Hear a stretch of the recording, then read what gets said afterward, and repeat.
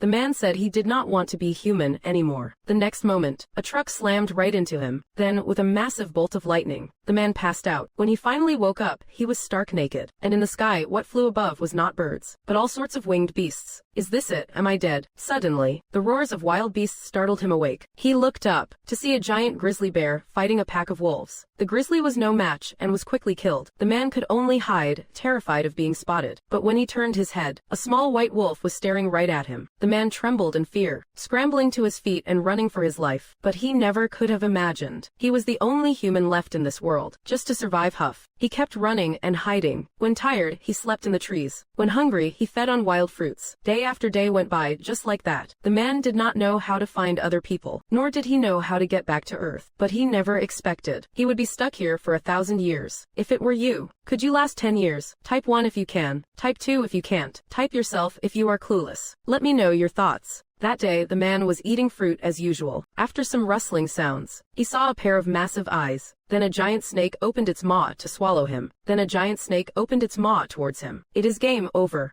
I am really done for this time. But unexpectedly, a giant toad bit down on the giant snake. Both crashed into the river together. Terrifying stuff. The animals here are all massive, and the man looks so puny compared to them. Truly a mad world. Maybe he is going crazy too. It has been 67 days since he arrived here. The man was still being chased by the wolf pack, but there are dangerous beasts everywhere. He did not even know where to hide. A year since arriving here, the man's body had become incredibly strong. He could even find giant-sized bananas. One of those was enough to last him 2 or 3 days. But that little white wolf was always shadowing him. It did not seem to have any ill intent. Maybe he had gotten used to the little wolf's presence. In this lonely world, the little wolf made him feel less alone. If he did not see it, he actually felt a bit sad. But while the man was stuffing his face with a banana, a giant black ape opened its massive jaw, leaping down from the tree to attack him. The man grabbed a vine and dodged it, but the branch snapped and the black ape fell down. The massive impact injured the little white wolf. It bared its fangs and let out a low snarl at the ape. The black ape was furious. A puny little wolf dares to challenge me. Waving its giant fists, it swatted the little wolf away. The man sensed something was wrong. He leaped down from the tree, grabbed a sturdy branch, and drove it hard into the ape's eye. The man did not know why he saved the little wolf, but he knew that just running away would not solve his problems. Maybe it was time for him to join the fight for territory. The pained ape threw him aside with one hand, then pulled up a fist to smash him. The little wolf bravely lunged at the ape. Before losing consciousness, the man saw a pack of red wolves tearing into the black ape. This is it.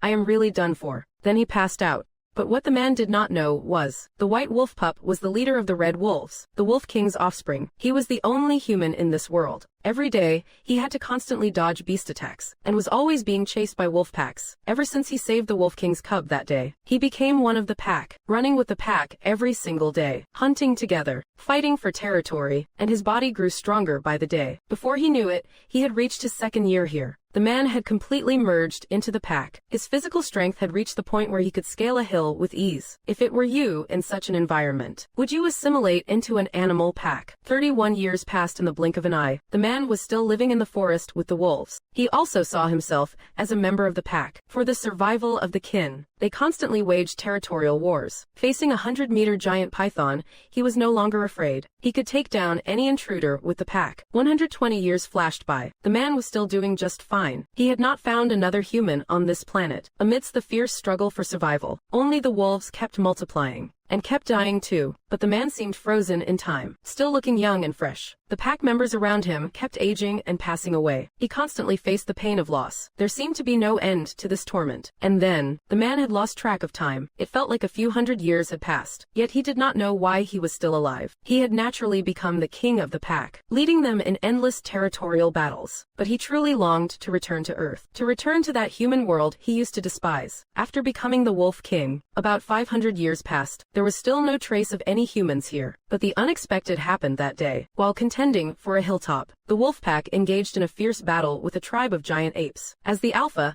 the man naturally charged to the front, watching his kin being slaughtered one by one. He leapt up. He drew a short blade and thrust it at the ape king. Suddenly, a bolt of lightning struck from the sky. The man's body distorted, and in the next instant he vanished. Meanwhile, on Earth, 10 years ago, an upheaval changed everything. Portals suddenly appeared all over the world, and this day came to be called the Day of Upheaval. Our Earth was connected to several other worlds. Countless monsters swarmed through the portals. Humanity suffered grievous losses. To survive, humans had to fight back against the monsters. Some people who disappeared during the upheaval returned. People who had vanished. Some were transported back. These humans were called the Awakened, and they became a vital force against the dungeon monsters. And Park Soo-ho, while fighting the giant apes today, was suddenly struck by lightning and returned to Earth. A thunderous explosion startled the scout team of 3. They thought a new monster portal had opened, but when they looked clearly, they found a completely naked man. The man had lived among the wolves for 1,000 years. A bolt of lightning sent him back to Earth, but he came back with absolutely nothing. 10 years ago, the world changed forever. Portals connecting to other dimensions began appearing everywhere. To deal with these sudden threats, personnel were assigned to constantly monitor energy fluctuations, and this time, the 3-man squad got the scare of their lives. The energy readings spiked way beyond the limit. It was likely a sign of some terrifying beast emerging. They quickly radioed the authorities, but then a massive pillar of light erupted. They did not even look back. They just ran for it. Damn, no wonder I had such a bad dream last night. With a deafening boom, a stark naked man appeared in the blast zone. It was Park Soo-ho, finally home after 1,000 years in the wilderness. A powerful aura radiated from him, a kind of pressure that was never even felt from any beast in the high-level dungeons. Choi Soo-young could not help but tremble involuntarily, but before she could even draw her sword, the man collapsed to the ground. Crisis averted. It is a returner. Get an ambulance, quick. When Soo-ho finally woke up, a doctor bombarded him with all sorts of questions. Since his kind of returner is classified as an awakened, the Agency for Awakened Management took over his processing. Soo-ho was genuinely happy too. After a millennium, he could finally talk to human beings again. He was grateful for the doctor's patience in listening, though the doctor thought this story about 1,000 years in a wild monster realm, while a bit absurd, was actually a pretty decent tale. He did not fully buy into what Soo-ho was saying, though. Choi Soo-young received Soo-ho's medical and status data. But here's the weird part. Soo-ho was only rated as an F-class awakened. F-class might as well be an ordinary civilian. Yet, the energy that exploded from that portal, even now, it gives her the chills. Could something have gone wrong somewhere? The doctor's diagnosis was cognitive impairment, exhibiting feral, wolf-like behaviors. That made Soo-young even more suspicious. She decided to confront Soo-ho herself to verify the truth. Lying in his hospital bed, Soo-ho felt a bit lost. Back in that hellish wilderness, all he wanted was to return to Earth. But now that he is back, everything feels so alien. 1,000 years have passed. His family and loved ones are long gone. He had no idea how he would live from here on. But what he did not realize was, the time on Earth since the day he disappeared had only been 10 years. Seeing the nurse enter with his lunch, he figured, regardless, I should eat first before I worry about anything else. Just as he was devouring his food, Choi Soo-young found him. Hello. I am Choi Soo-young from the Awakened Management Agency. Soo-ho, with his razor-sharp instincts, sniffed the air. Such a familiar scent. He did not know it, but he had passed out the moment he was sent back, and she was the very first person he had encountered. But as for Soo-young, standing before Soo-ho, she could not sense any predator's aura from him anymore. He was even acting more like a complete fool, getting distracted by the smallest things for ages. He had not learned any magic spells, or any martial techniques. It seems I was just mistaking things back then. Still, she proceeded to introduce him to the ins and outs of the agency. But when Soo-young mentioned that he had been missing for 10 years, Soo-ho could not sit still. Did you say? Only 10 years have passed. The news was far too shocking. If it had only been 10 years, what in the world happened to those 1,000 years in the other realm? And Soo-young would never imagine that the man who looked like a mere F-class awaken was actually Soo-ho. Her upcoming performance is going to blow everyone's mind, and her fate is now tied to Park Soo-ho's. Park Soo-ho just touched the door handle and it bent. Dr. Choi sensed that aura once again. He suspects Park Soo-ho might be a rogue awakener. It has already been years since the last rogue appeared. Park Soo-ho spent a millennium in the wilderness of monsters. He returned believing his family was long gone, but he learned from Choi Soo-young that he had only been missing on Earth for 10 years. His parents passed away during the Great Cataclysm, but his younger brother is still alive. He anxiously seeks out Dr. Choi for help. Dr. Choi thinks that in Park Soo-ho's current state, he is not ready to return to society yet. He asks him to stay in the hospital for now, promising they will help find his brother. But Park Soo-ho clearly is not waiting for the doctor's permission. He is dying to see his brother. Looking at the bent door handle, Dr. Choi cracks a sly smile. Is that so? Fine, I will agree to your terms. But I have one condition. Just like that, Park Soo-ho leaves the hospital. Dr. Choi did not just cover his medical bills. He even helped him get some clothes and paid for his taxi. The nurse does not get why the doctor is being so generous. Park Soo-ho is just an F-rank returnee that the bureau does not even care about. But the doctor has his own plans. Inside the taxi, Park Soo-ho listens to the city news. Everywhere there is talk about battles with monsters. He also learns that once hunters obtain their license, they can join guilds, or hunt in non-protected zones and portals to earn money. There is also news about international awakener competitions. It seems this world is completely different from before the cataclysm. Very quickly, Park Soo-ho finds his brother Park Jun-ho's place. But when he asks for Jun-ho, an old grandma chases him out, telling him there is no one by that name here. But Park Soo-ho does not realize the grandma is actually just protecting him. Jun-ho is constantly being hassled by loan sharks. As Park Soo-ho turns to leave, he hears the grandma complaining. Those loan sharks, dropping by every other day. Those damn bastards. Jun-ho works day and night without rest. But the debt keeps growing. This world is so cruel. Back at the mailbox, Park Soo-ho sees all the debt collection notices for his brother. He frowns deeply. I never imagined he would have to go through so much. In the wilderness, might makes right. But here on Earth, the rules are too complex. Money is the true power in this modern civilization. In that moment, Park Soo-ho seems to have finally found his path. He makes up his mind, hunt monsters to make money. But when Park Soo-ho arrives at the Awakener Management Bureau, he registers for the hunter exam,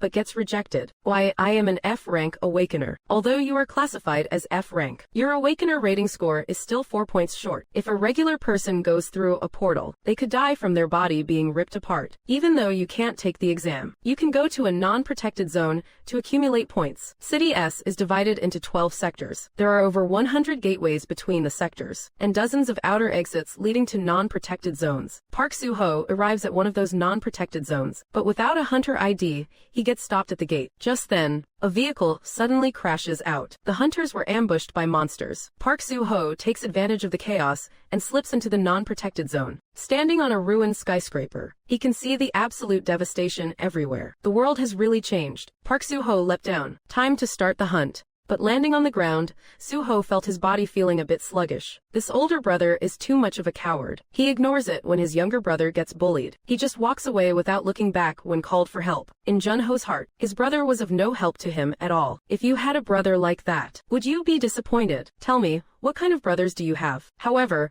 Earth underwent a metamorphosis. Many portals connecting to other worlds appeared. Mom and Dad passed away during the chaos. My brother, Soo-ho, went missing too. Even my aunt and uncle, who were looking for me, were killed when a portal suddenly appeared. And those giant beast eyes, I still can't forget them. To him, it was a living nightmare. After the changes, he had to struggle to survive alone. He fell into debt after having a child. His wife left home, and those loan sharks with their endless interest rates made it impossible for him to pay off the debt. He was busy day and night. One day, he got cornered by a debt collector again. Long time no see, Park Jun-ho. I thought you ditched your kid and ran off. Then came a brutal beating for Jun-ho.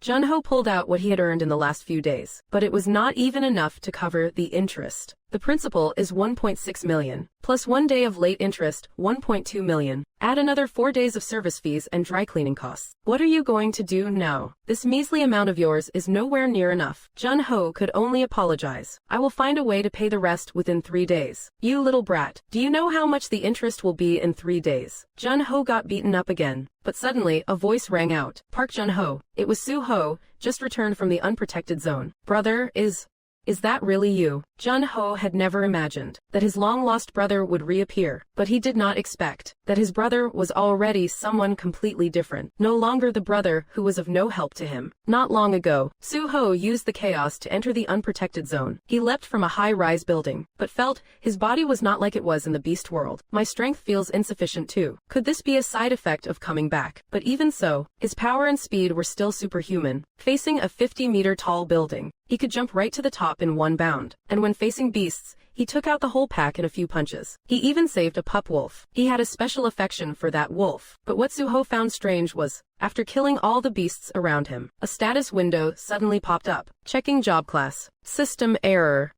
Delu obtained a flawless victory. Ability initialization Failed. System error. Suho clearly did not understand. This was an evaluation of an awakened person's ability. The system could not detect his job class or abilities, and during his 1,000 years in the beast world, Suho would get these notifications. Stamina increased by 1. After his body exceeded its training limits, there were no more notifications about attribute improvements. But now that I am back on Earth, they have appeared again. Suho felt very suspicious. Could it be because my stats dropped that I am seeing this system error? But regardless, it was the first time he would ever seen one. I have gained access to the point shop. Maybe this is what they call an awakening. And in the point shop, I can trade points for items and skills. I have only got 7 points right now. Enough to buy some food, at least. Hunt complete. Park Soo-ho arrived at the protected zone gate with a wolf pup in tow. Please keep your distance. Don't forget to head to the quarantine station before processing. But what shocked everyone was, they saw a guy carrying a massive load of beasts on his back. Just casually walked right in. Whoa, he is strong. Damn strong. Processing finished. Park Soo-ho earned 2.1 million. With the cash in hand, he headed off to find his brother. But before he even reached where Park Jun-ho lived, he saw his brother getting bullied by a group of thugs. Time to act like a real big brother. He grabbed the debt collector by the head and literally tossed him aside. He went flying 30 meters away. Whoa, he taught those punks a lesson. Park Soo-ho took out the cash to help his brother pay off the debts. But he did not expect. Those debt collectors were real scum. This is just the beginning. This guy's 100-meter dash is 2 seconds, but he still feels like he has lost his edge. Does he need to start his training all over again? He is barely acting human at this point. Hey guys, what is your 100-meter time? I will admit mine is 20 seconds. Let us all just talk about it. Park Soo-ho just reunited with his brother yesterday. Finding out his brother owed 50 million. He realized just how hard life had been for him. He decided to earn money first to help pay off the debts, and planned to have his brother help him earn more. He handles the monster hunting, and his brother just handles the logistics. By hunting monsters, he can level up and accumulate dimension energy, while getting some fat rewards. But at the management bureau, the point shop is level 1. Point shop level 1. Park Soo-ho checked his status window. He stared at his status window. He wondered why his stats were so low. No wonder he felt weaker compared to the beast world. He could not even jump up a 100-meter skyscraper. Luckily, he could probably improve through hunting drills. Park Soo-ho entered the underground non-protected zone alone, but he did not even have a single piece of equipment. The staff were all suspicious. Is there something wrong with this guy's head? The other hunters also wondered if Park Soo-ho had gone insane, but they did not know that yesterday a single person named Park Soo-ho had caught 7 monsters barehanded and lugged them out. Park Soo-ho's bizarre behavior caught the attention of the guild's team leader when they tried to chase him down in a vehicle. It only took one turn, and Park Soo-ho had vanished. Think this guy's someone special. Park Soo-ho, of course, had no idea. He had already drawn some unwanted attention, and honestly, he could not care less. Right then, he was darting forward at blazing speed. He wanted to test his current physical condition. It was true, he felt a lot weaker. Park Soo-ho could not quite figure out what was going on. Just then,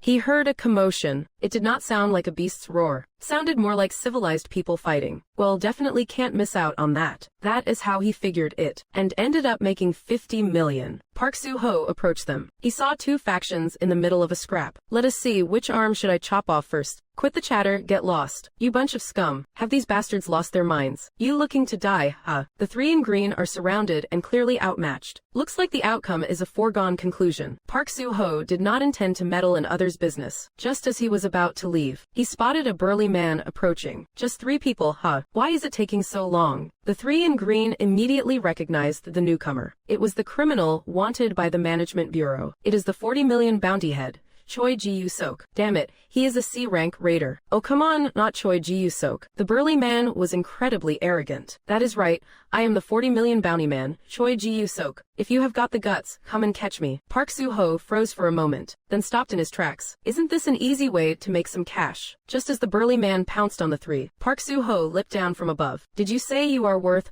40 million? Who the hell are you? Someone who needs the money. The burly man erupted in laughter. Looks like you have a death wish. Staring into Park Soo-ho's eyes. You should have just stayed in your lane. Park Soo-ho suddenly felt something was off. He could not move his body. Apparently, if you stare into that guy's eyes for more than 5 seconds, you lose the ability to move. This was one of his skills. But just as he prepared to strike, Park Soo-ho delivered a swift punch. Too bad for you. And he was sent flying instantly. Just like that, Park Soo-ho captured Choi Ji-Yu-sok and his band of criminals. Poor Choi Ji-Yu-sok. By the time he was brought back, he had multiple bone fractures all over. Little did Park Soo-ho know He had already firmly caught the attention of team leader Zhang. This portal is truly bizarre. One wrong step and you end up inside completely naked, and then end up outside naked too. You have to wear the specialized suits to prevent them from disappearing. This was not his first time passing through a portal, but it was his first time learning about these suits. He had just caught the raider Choi Ji-Sook in the unmonitored zone. Saved 3 hunters.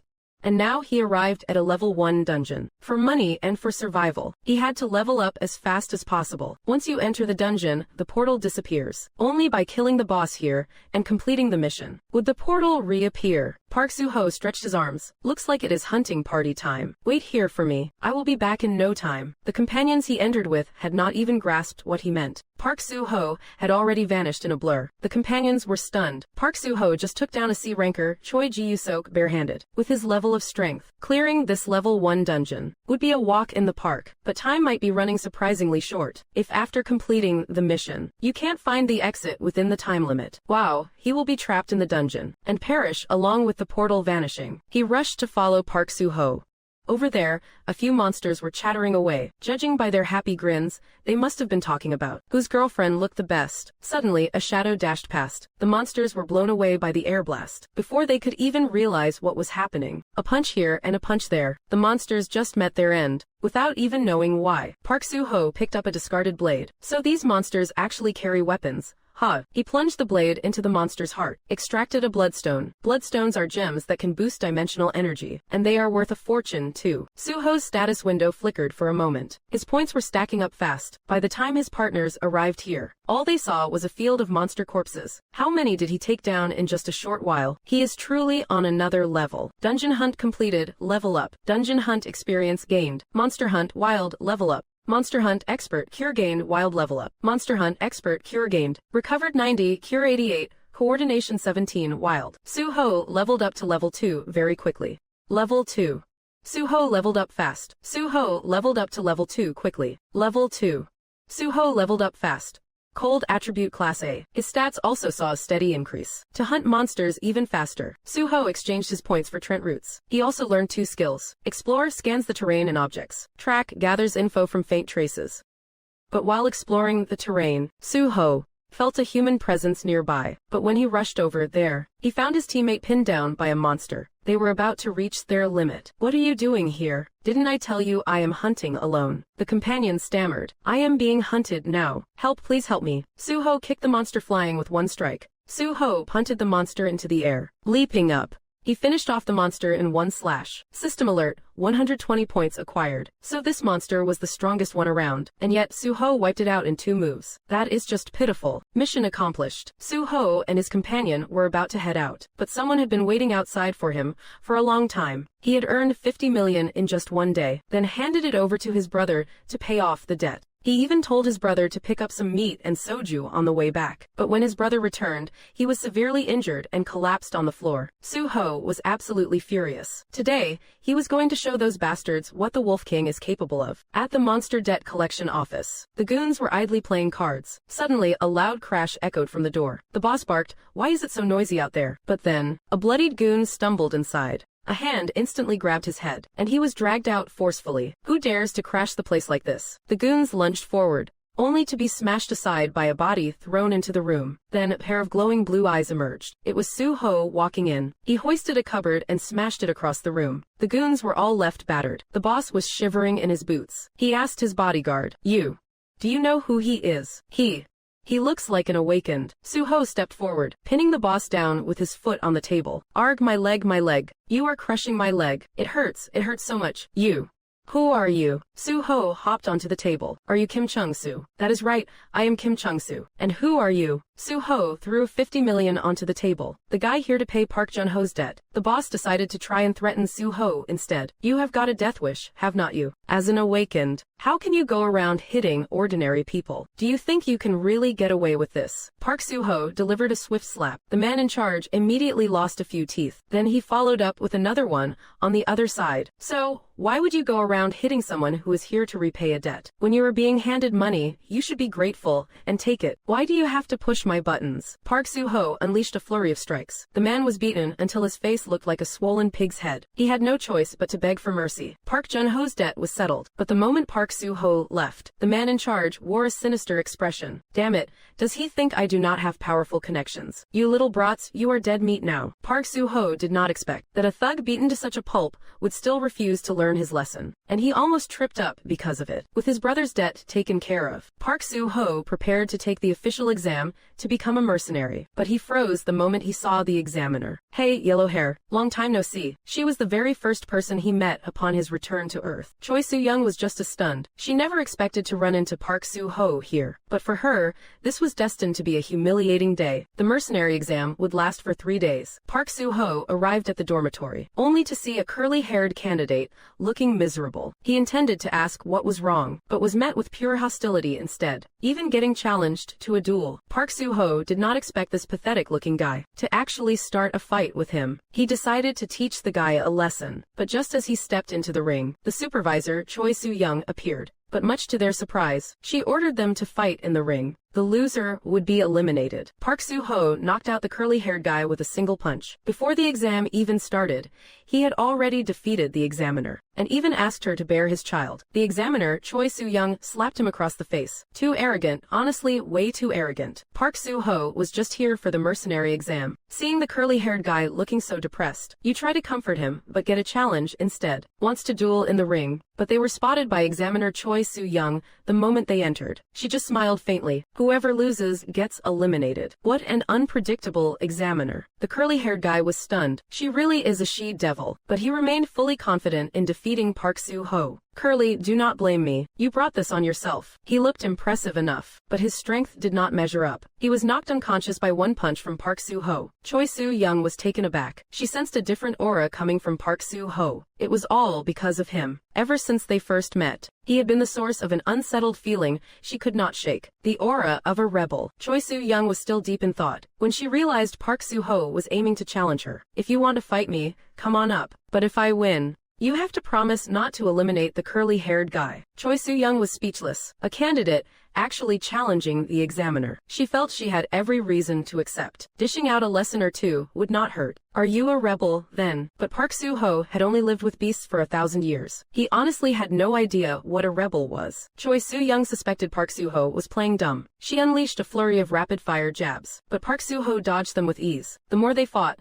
the more determined Choi Soo-young became. If you win, aside from the terms I just agreed to, I will grant you one wish. Soo-ho ducked a low sweep kick, but it missed him by a hair. Soo-ho had already scrambled onto the railing. He figured the examiner actually had some decent skills. Looks like you are better than I thought. Soo-young leapt up and attacked Soo-ho from above. Again, Soo-ho dodged it easily. Soo-ho seized the opening and delivered a fierce punch to Soo-young's gut. Caught off guard, Soo-young conjured a light shield before her, but Soo-ho shattered it with one blow. Soo-young was stunned. She never thought Soo-ho could break her barrier. What a maniac. Seeing Soo-ho preparing for another attack, Soo-young immediately conceded. Looks like you really are a disruptor. I yield, but Soo-ho still wanted more. It is not often I find a strong opponent. Soo-young claimed the space was too small, not ideal for using her skills. We will spar in an open area next time. Since she lost, Soo-young had to honor her promise. She had to grant Soo-ho one wish. Are there many women as capable as you on Earth? Soo-young closed her eyes proudly. Not many. But then Soo-ho's next words nearly made her spit blood. Good, then you will do. Let us have a child together. Soo-young froze. Is he completely out of his mind? We barely know each other, and he wants me to have his baby. She slapped him right across the face. This scene was witnessed by the curly-haired guy who just woke up, but he did not know why the examiner slapped Soo-ho. He just saw the examiner blushing, grab her sword, and run off. What they did not realize was everything here was being monitored by someone. He gasped in shock. Choi Soo-young actually lost, and the test Soo-ho faced next went beyond even what he expected, shaking the entire world. Soo-ho wanted the examiner to have a baby with him, but they barely know each other. They have only met twice. The examiner ran off with a red face, clearly terrified. That is just too much. If it were you, would you want to have a child with a stranger? Let us hear your thoughts. Soo-ho was called into the examiner's office, but the major did not reprimand him. Instead, she told him some top-secret information. Since the Earth began to change, 3 planets have been connected to Earth via portal bridges. The first is the planet Alucard. It is home to elves and dwarves. They live in peace with humanity, engaging in cultural and trade exchanges. Humans have even visited Alucard to learn magic and various skills. The second is Nine Streams Planet. It is inhabited by the demonic Dream Tribe and the Central Plain people. They constantly war for control over the planet. If a portal connects to the Central Plains territory, humanity can engage in peaceful relations with them. But if it connects to the demonic Dream Tribe's territory, war with humanity is inevitable. The third is the planet Midgard, ruled by warlike half-beasts. This place is not just full of half-beasts, but also vicious, massive monsters. So, the moment a portal there opens, war with humanity will break out. Earthlings were transported to these 3 planets. They learned skills from beyond this world. After returning, they became known as the Awakened. Clearly, Park Soo-ho did not return from those 3 planets. He did not even know which planet he had been on. He only knew he would spend 1,000 years living among a pack of wolves. This immediately piqued the major's interest. I never expected those absurd rumors to be true. The examiner took off. The major assigned Sergeant Kim to be Park Soo-ho's combat examiner, and ordered him to keep a close watch on Soo-ho, track every single move he makes. But the test that followed, piece of cake, right? Soo-ho's performance left everyone stunned, starting with the 100-meter dash. He just blazed right past them. Everyone there was frozen in shock. Fast, way too fast. Bro is absolutely insane. What kind of human is that? Wait, since when did my brother become this strong? Wow, that is insane. This is breaking news. Is he even human? Is that even a human? Is that even a human? The examiner immediately reported the results to the major. 2.24 seconds for the 100 meters, smashing the world record. Then he finished the 40-item Ironman course in 14 minutes and 48 seconds. Wait, 14 minutes and 48 seconds for the 40-item Ironman course. Just how? He finished the 40-item Ironman course in just 14 minutes and 48 seconds. He shattered the record that had stood for 3 years. The major called the Association of the Awakened. The head captain realized something. She realized she was dead wrong earlier. Everything Soo-ho said to the doctor turned out to be the truth. But when they first saw the report, they had dismissively labeled Soo-ho as a delusional patient. This information must be locked down immediately. Soo-ho might be the first person to return from a 4th planet. However, it was already too late. Soo-ho did not even realize it. He had become a global sensation in an instant. But the association did not understand why when Soo-ho first returned, he was only rated as an F-class awakened. Was it because he was not wearing protective gear? The dimensional energy dissipated through the portal, but his physical stats remained. So that explains Soo-ho's status window. The reason for the system error is likely that, at that thought, the head captain issued an immediate order. Block all media from getting close to Soo-ho. Delete every single report immediately. Soo-ho saw a woman eating and was shocked. How could one possibly finish a whole table full of meat? Still, it looked delicious. If he could eat like that just once, it would be so satisfying, would not it? But he did not know it was a live stream. The curly-haired guy was shocked that Soo-ho did not even know about live streams. Is he an alien or something? But Soo-ho left Earth 10 years ago. Back then, there really were not any of these live stream things. The curly-haired guy looked at Soo-ho. Suddenly, a bold idea popped into his head. Actually, he was a pitiful guy too. Before the Earth underwent its transformation, when he was just a kid, he was already a boxer. Boxing was what carried him through an impoverished childhood. Although he was never technically a pro athlete, he snagged one championship title after another. He had a clear dream in his heart. However, the sudden catastrophe on Earth changed everything. All his hopes and dreams were wiped away, and life only got harder. To make any money, he had to awaken and become a mercenary, or join the SPFC. Holding on to a thread of hope, the guy chose to become a combat streamer,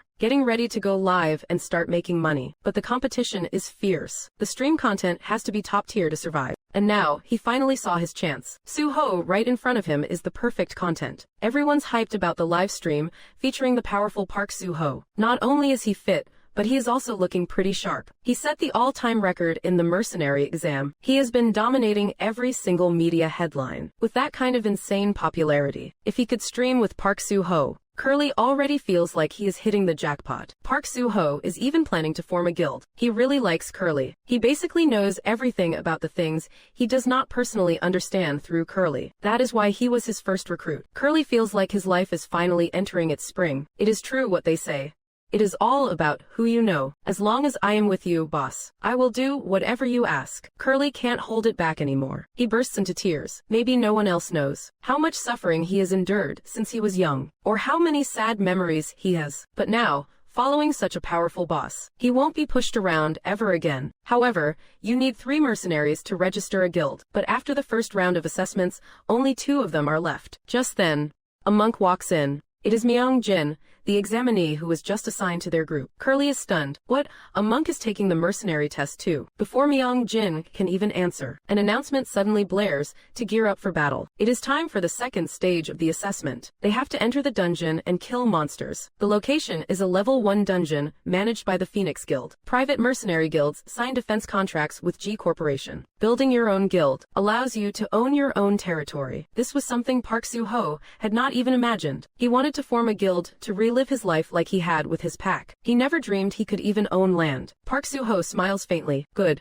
Our goal is a guild, too. Curly is shocked. Boss, should not we pass the mercenary test first? However, once they enter the dungeon, what Park Soo-ho and Curly did not expect was how much of a jinx that monk joining their party would be. He is the ultimate team-killing monk. Park Soo-ho needs 3 people to form a squad. Just as they were worried about not having enough, the monk Myung-jin walked in. He needed to join a team for the second part of the test. But when Dong-soo asked about his awakened ability, Myung-jin frowned. He did not know how to continue. He does not just crash the team. His senior disciples had already been done in by him. Myung-jin was originally a monk at a temple. One night, Myung-jin was chanting scriptures while striking his wooden fish, but he did not know that his voice was driving the monsters wild. The monsters were all baring their fangs. They looked completely feral. They all charged toward the temple. His senior disciple noticed the horde of monsters and immediately told Myung-jin to stop. He told him to take the head monk and leave immediately, but his senior was devoured while holding off the monsters. Myung-jin did not even know what was happening. Why did so many monsters rush the temple at once? He decided to kill monsters to avenge his senior. Until much later, he discovered his own secret. He realized his senior was dragged down because of him. He never dared to hunt with anyone else again, but to hunt monsters in the dungeon. He had to get a mercenary license. The second round required a team of members. After learning how powerful Park Soo-ho was, he proactively joined their group.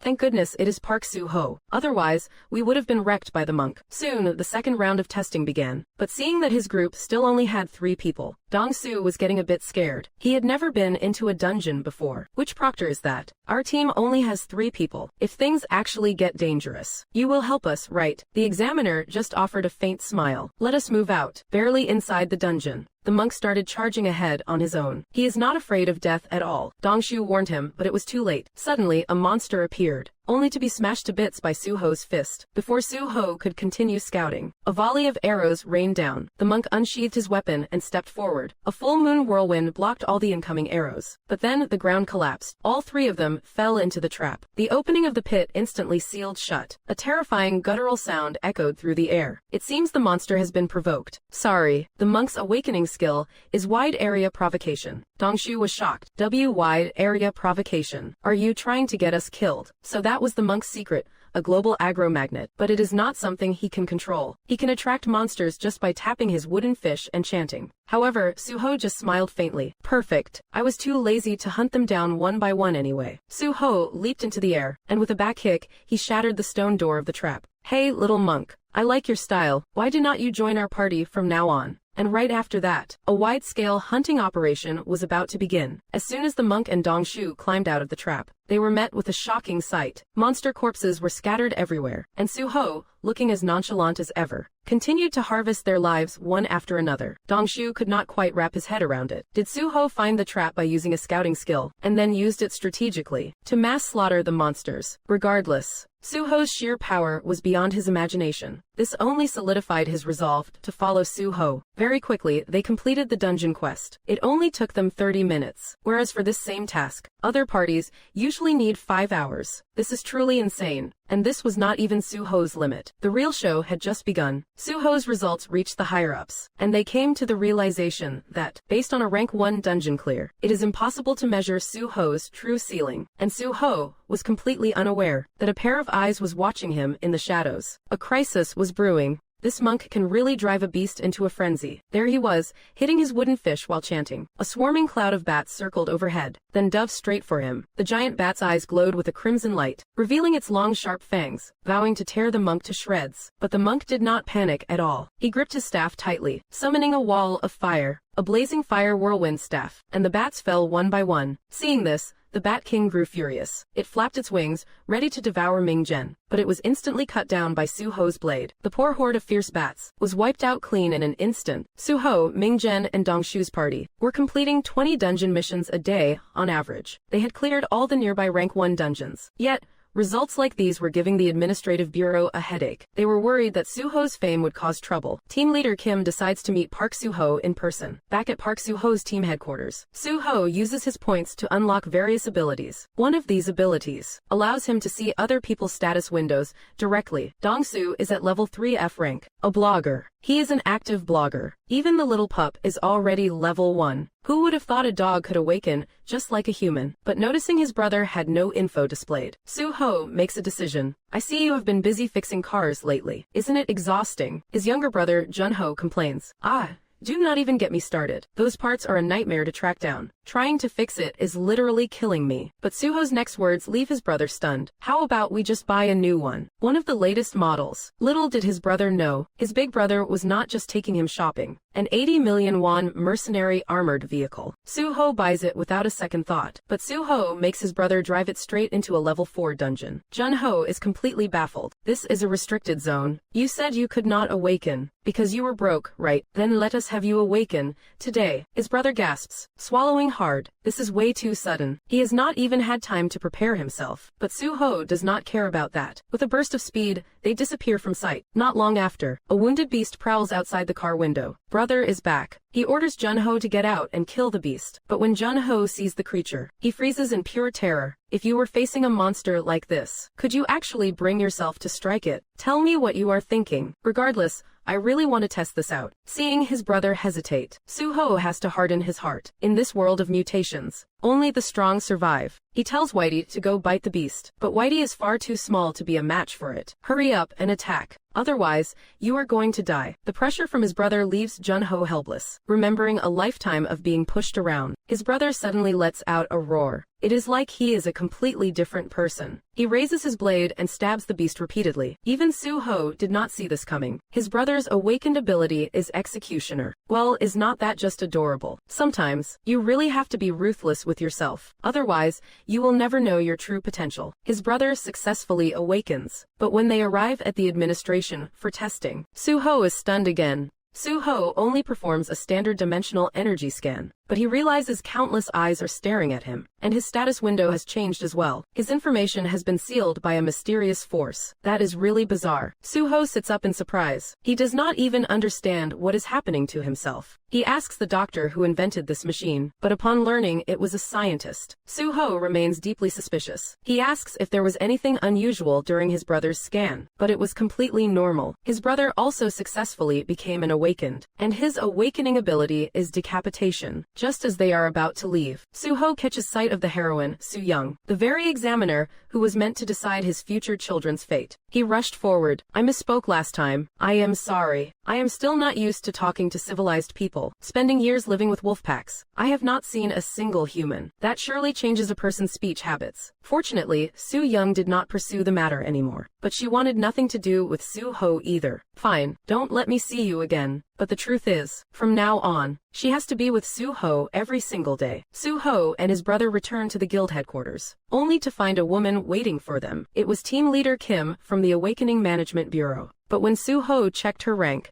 it was a shocking A2 level. Looks like she's not your average person, Kim. Team leader Kim came to sign Su-ho up specifically. And from team leader Kim, Su-ho learned the cold hard truth. Returnees like him are called coordinates. The way he returned to Earth was through a red spatial portal. This implies that portal will appear again. It acts as a bridge. Team leader Kim pointed at Su-ho. The portal will manifest around him. The Bureau predicts that the planet where Su-ho stayed is the 4th newly discovered planet. If their prediction holds true, then their country will be the only one to possess a bridge to the 4th planet. And the portal will appear in 99 days, at the latest. This will be a massive fortune for the country. Though dangerous, it is a huge opportunity. Team leader Kim told Su-ho not to leave the country before the portal opens. In exchange, Suho's squad will be upgraded to a guild and granted their own territory. The bureau will send specialists, skilled in detecting dimensional fissures, meaning Su Young will be following Suho. And this arrangement actually suits Suho perfectly. He wanted her to join his team anyway. Su Young, however, still does not know. She has been assigned to the one person she hates most. At this moment, she is blowing off steam, training until she is numb. She has not forgotten that humiliating night, and now she has to deal with that lunatic again, and even have his children. That is impossible in this lifetime. Team leader Kim's arrival interrupted her venting. I am in a very bad mood right now, so do not bother me. Do you ever have a good day? You have a field assignment. But when Su Young saw the mission details, she was shaking with rage. Why me of all people? Because you are the most suitable. You are the best at sensing energy. Su Young still wants to refuse, but the portal could open at any second. She does not want the city turning into a living hell. As she steps through the portal, her clothes disappear. That was her favorite outfit, too. Suho had just arrived in the dungeon. Before he could turn around, hearing a strange noise by the portal, he heard a woman's voice. Don't move. Just a second. At that very next moment, a woman came through the portal completely bare. Close your eyes. Don't turn around. Su Young tapped the bracelet on her left hand. A set of blue combat armor slowly materialized over her. Holy, that was intense. Once she was suited up, she saw Suho staring straight at her. Didn't I tell you not to look? You total weirdo. But Park Suho felt a bit indignant. No, I really like your bracelet. I was just looking at your bracelet. Does it have a backpack slot too? Talk about being ungrateful. Choi Su Young was fuming. Since when have you been looking? Park Suho was stunned. Come to think of it, you saw me that day too, did not you? So, we are even now. The day Park Suho returned to Earth, he came through the portal with absolutely nothing on. And the first person he saw was Choi Su Young. But is that even the same thing? What do you mean, even? Just because I wanted to look, you think you can look too? This is ridiculous. Park Suho hurriedly changed the subject. He asked her why she was even here, but Choi Su Young said it was Captain Kim's order. Turns out Park Suho's team had finished their mission. They had just cleared a level 1 dungeon. Then they got an invitation from the BDG Guild. Since they were in the same district, the word was that Park Suho's team leveled up, so they decided to give them a gift, waiving the entry fee for a level 2 dungeon. That is 10 million right there. But there is always a catch when someone is being too kind. Park Suho did not realize it. It was a total setup, and it almost cost him his life. He sent his brother and the others to a level 1 dungeon first, while he went to the BDG level 2 dungeon himself. Choi Su Young got orders to stick with Suho like a shadow. When she heard he was going to the level 2 dungeon, she followed him there, but she had not worn any special gear. Good thing she still had her bracelet. Once she knew Park Suho had entered the portal, she rushed right in. She did not expect it to be so embarrassing the moment they met. However, what they did not realize was, this was not a level 2 dungeon at all. Well, since we are already here, we might as well stick together. But Park Suho did not want Choi Su Young touching his marks. Relax. I am only here to see how strong you really are. But before she could finish talking, the roar of a beast echoed through. Park Suho turned around to look. It was a towering beast man, but sensing the beast man's aura, it definitely was not an ordinary beast. It should be the big boss of this place. But why are there 4 of them at once? Park Suho did not know yet. These were just the local Beastman warriors. The real boss was overwhelmingly powerful. Choi Su Young had entered the portal in her civilian clothes, and when her clothes vanished, she ended up stark naked. Park Suho got an eyeful. Good thing she had her tactical suit in the bracelet. Choi Su Young yelled, "Didn't I tell you to close your eyes?" Park Suho just said, "Guess we are even now." She had absolutely no shame. No time for that now. Beasts were already charging from behind. It was a giant beast man. Looks like the area boss from the aura. Isn't that a beast man warrior? Meeting the big boss right at the start. Talk about being lucky. But why are there 4 of them? Choi Su Young gasped in shock. What? How is this possible? Isn't this place supposed to be a level 2 dungeon? Park Suho gave a faint smile. This is not a level 2 dungeon. Didn't you feel anything when you passed through the portal? Didn't you claim to be so powerful? Choi Su Young was left speechless. That was because of the bracelet's protective barrier. But they still did not know. Beastmen warriors, they are just common cannon fodder here. Park Suho steps forward. Anyway, stay away from my prey. In a blink, he is already in front of the beastman. He knocks it right to the ground, and snatches the beastman's axe away. Choi Su Young rubs her forehead. Fast, too fast. How is he so incredibly fast? The beastman is left dazed from Suho's strike, but in the next second, Suho swiftly decapitates it with the axe. Then he hurls the axe, and takes out another one. Su-ho leaps onto the stone wall. He grabs a vine and swings off it. He lands from midair and slashes one down. He drops from above, killing another. Falling from the air, he finishes off yet another one. Seeing the fourth beastman charging in, Su-ho delivers a flying kick. He slams it hard against the stone wall until it drops dead. This is the first time I have hunted this enjoyably since returning to Earth. The level 1 dungeon I was in before was just too weak. Choi Soo-young is completely gobsmacked by his display. She never imagined Su-ho could be this strong. Even though he is only gaining F-rank experience, his hunting technique and his cold-blooded approach to his prey are flawless. Su-ho hands his backpack to Choi Soo-young. If I can't hunt,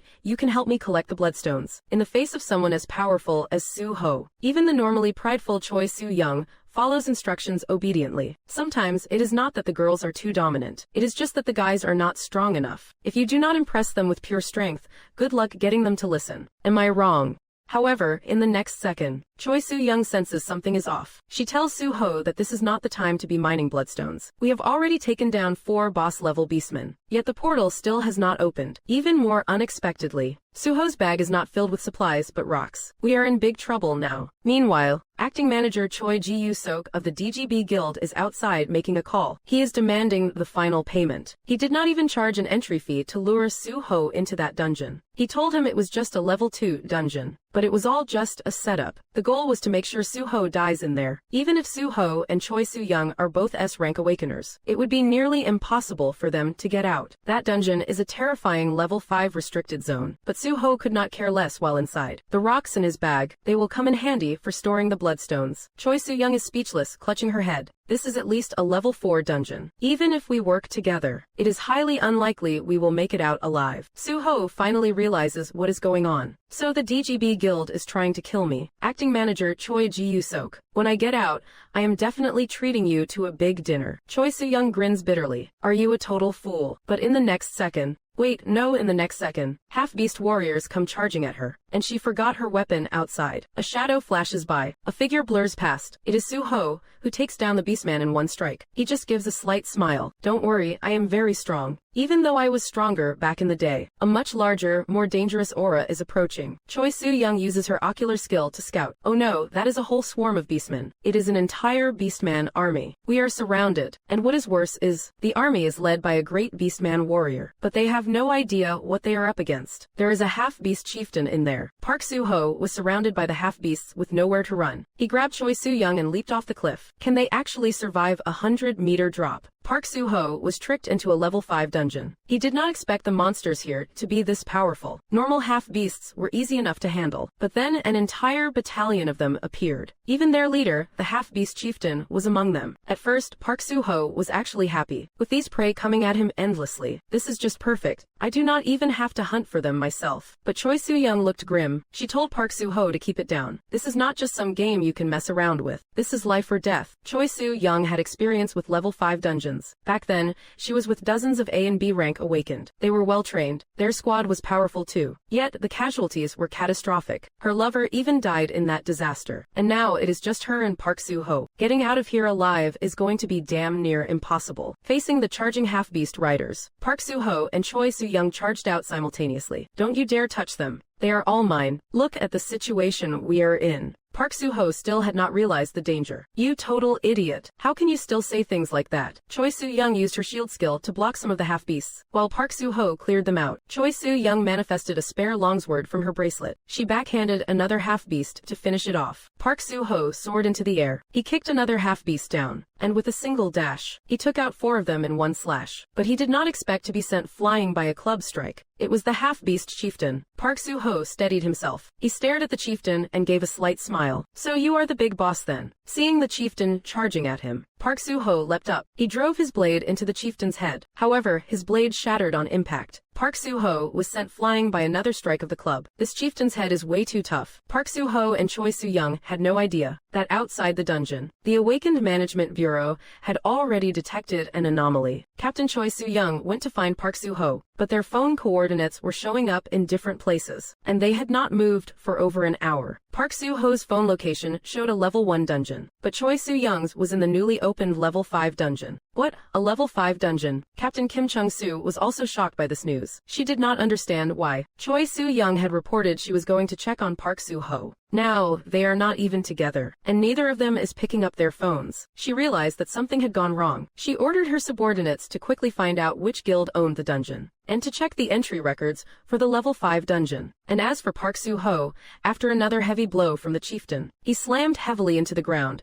creating a massive crater. He nearly blacked out, watching a half-beast's axe coming down on him. Park Soo-ho rammed into the half-beast. He even swiped its axe. Then he hurled it back at the half-beast. That single move took out 2 more of them, but Choi Soo-young was suddenly ambushed by half-beast archers. Thankfully, Park Soo-ho grabbed her arm and pulled her to safety. We have to retreat. There are half-beasts on all sides. How are we supposed to run? But Park Soo-ho dragged Choi Soo-young toward the edge of the cliff. Not that way. That is a cliff. Exactly why we need to head that way. Soo-ho gathers Soo-young in his arms and leaps off the cliff. Are you insane? I am not ready to die yet. The next moment, the base of the cliff craters from their impact. He jumped a 100-meter drop, clutching the girl. Upon landing, the earth shattered under them, leaving a deep pit. Yet they were completely unharmed. The girl opened her eyes. What happened? Am I not dead? Soo-ho lets go, dropping her onto the ground. That was close. How can you be so heartless to such a pretty girl? You really have no sense of chivalry. If you were carrying that pretty girl, would you just drop her like that? Type 1 for yes. Type 2 for number. Type anything else to slap yourself. Soo-ho and Soo-young hide inside a cave, but the beastmen are relentless in their hunt. Howling non-stop, Soo-ho decides to launch a counterattack. He only needs to take out 4 more beastman warriors, and he can level up his ability. To be exact, unlock his power. Since returning to Earth,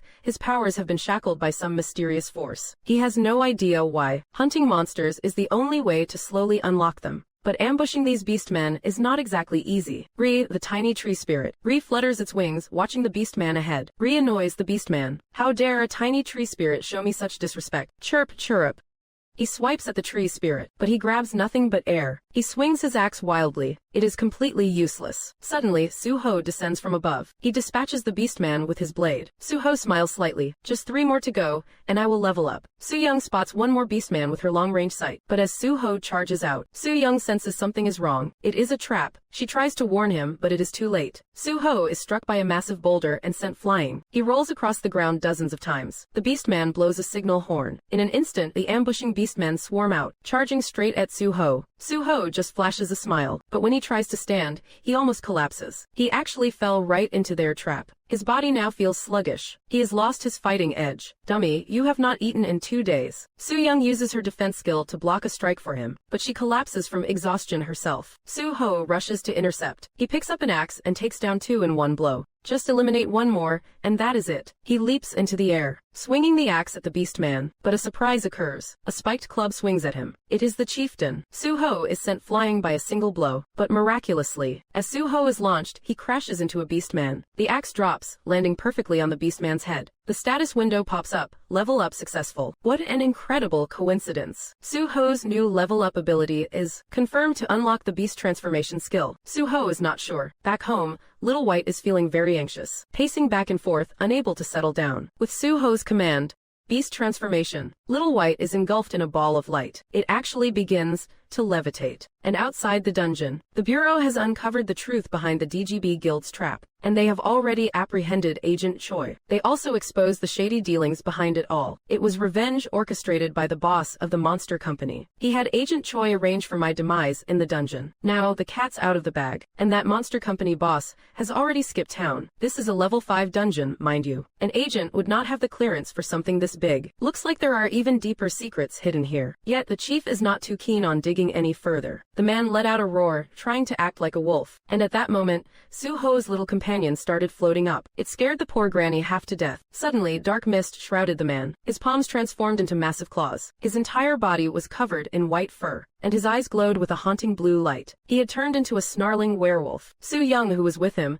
could not take the pressure. She was swatted away by a single blow from the half-beast chieftain. It looked like she was done for. Park Soo-ho, transformed into a white wolf, leaped into action. He opened his jaws wide, and snapped them shut right on the chieftain's neck. It was over in an instant. Soo-young looked dazed. Is that a werewolf? Is that you, Park Soo-ho? Then the wolf turned toward Soo-young and started barking. Woof woof. Su Young collapsed, falling to her knees. Damn it, turns out it is not a wolf. It is just a dog. By then, Su Ho and Su Young had been in the dungeon for 3 days. Still no word from the people outside. Based on what the bureau head mentioned, this level 5 dungeon is also known as the Half-Beast Fortress. It is crawling with squads of half-beasts. It is incredibly dangerous. The bureau planned to organize a 30-man task force, including 10A rank hunters in the strike team, ready to retaliate against the half-beasts at any moment. That is already the strongest force the city could scrape together. Su Ho might be the first returnee from the 4th planet. He could even become the strongest hunter in the country. If he does not make it out, that is a massive loss. But for now, all they can do is wait. After dispatching the chieftain,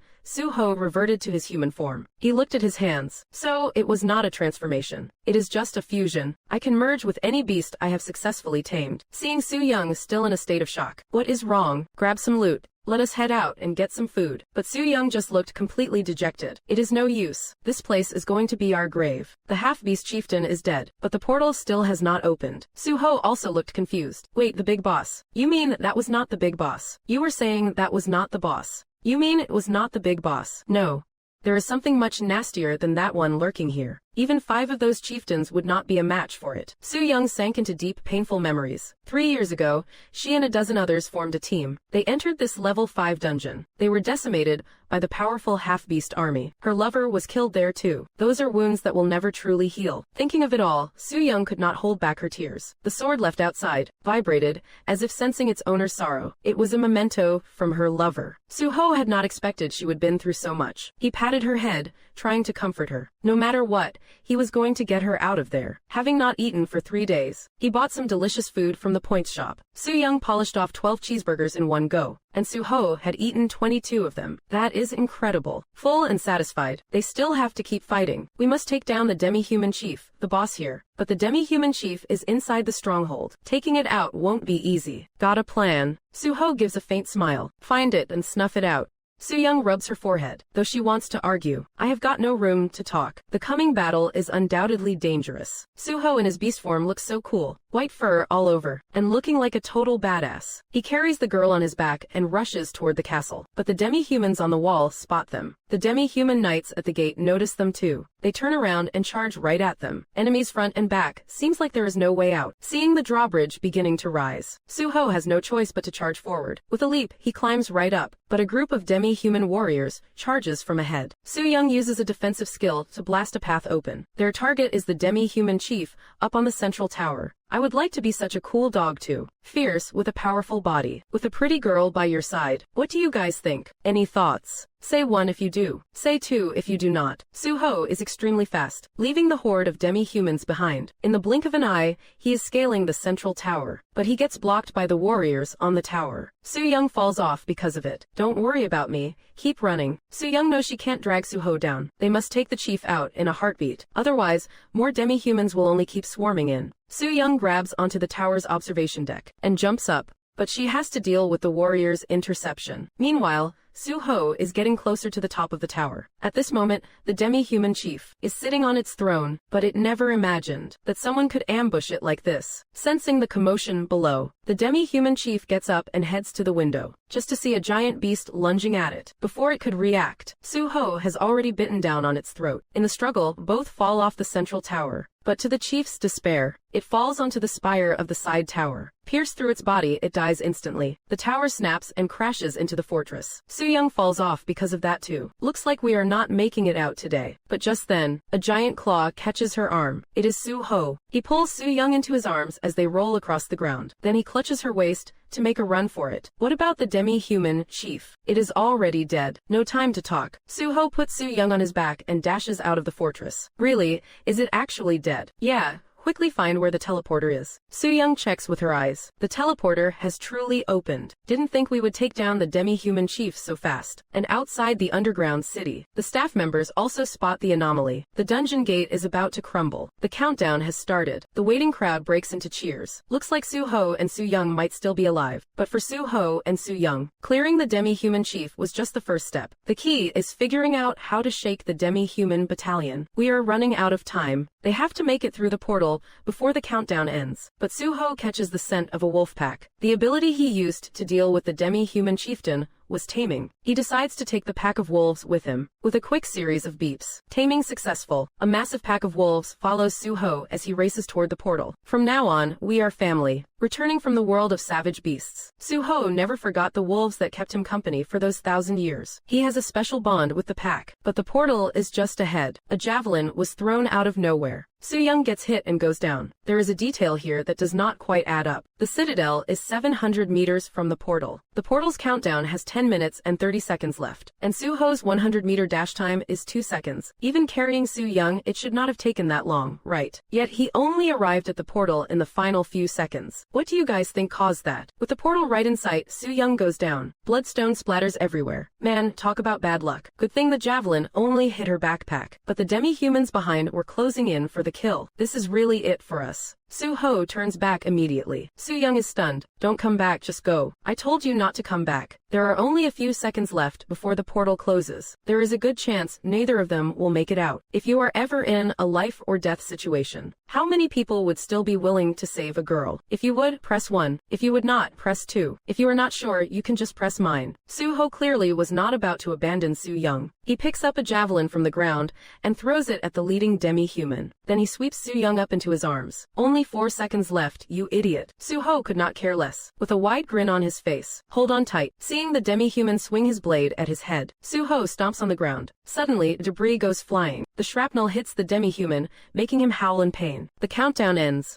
The portal explodes with a blast. The nearby demi-humans are sent flying into the air, and outside the underground city, after a blinding flash of light, the crowd waiting still does not see Suho and Su-young emerge. Looks like all hope is lost, but suddenly a pack of wolves runs out. What on earth, how is it wolves? The wolves have arrived. Then a figure flies through the air, landing on the ground and creating a deep crater. It is Park Suho and Choi Su-young. They both made it back alive, trapped in a level 5 dungeon. After 4 days, 11 hours, and 28 minutes, they miraculously survive. But as for the two of them being held together, people have been debating it for a long time. The topic quickly started trending. There are even reports calling Suho the future of Korea, the one who will eventually defeat Lee Chung-yu, the world's #1. The administrators are in a tough spot. This is clearly a blatant provocation. The massive media coverage of Suho has caught the attention of other nations. They have all been sending agents to Korea. This is giving the Awakening Management Bureau a real headache. Lee Chung-yu was snatched away just like this last time. They can't let that tragedy repeat itself. They have to protect Park Suho at all costs. The best way is to carve out a territory for him, guaranteeing a safe life for him and his family. Do everything possible to keep foreign agents away from Suho. And Choi Su-young has been assigned to stay by Suho's side. Monitor the portal that could open at any time. Regarding the report on Suho, Su-young described him as a real dog of a man. Yeah, a total dog of a man indeed. Suho's report also caught the attention of Lee Yong-woo, but he does not think Suho is that special. And here is why. He believes there is a huge secret hidden within him. As someone who regressed, he lived on an alien planet for over 500 years, just repeating the same life over and over. He has experienced 25 regressions, so he knows the major events of the future. He also knows which awakeners will eventually rise to fame, but Park Suho's name is not among them. If Suho were a 4th planet regressor, he thinks it would be even more impossible. No new planets will appear for the next 5 years. The timing of the Grade 7 dungeon appearances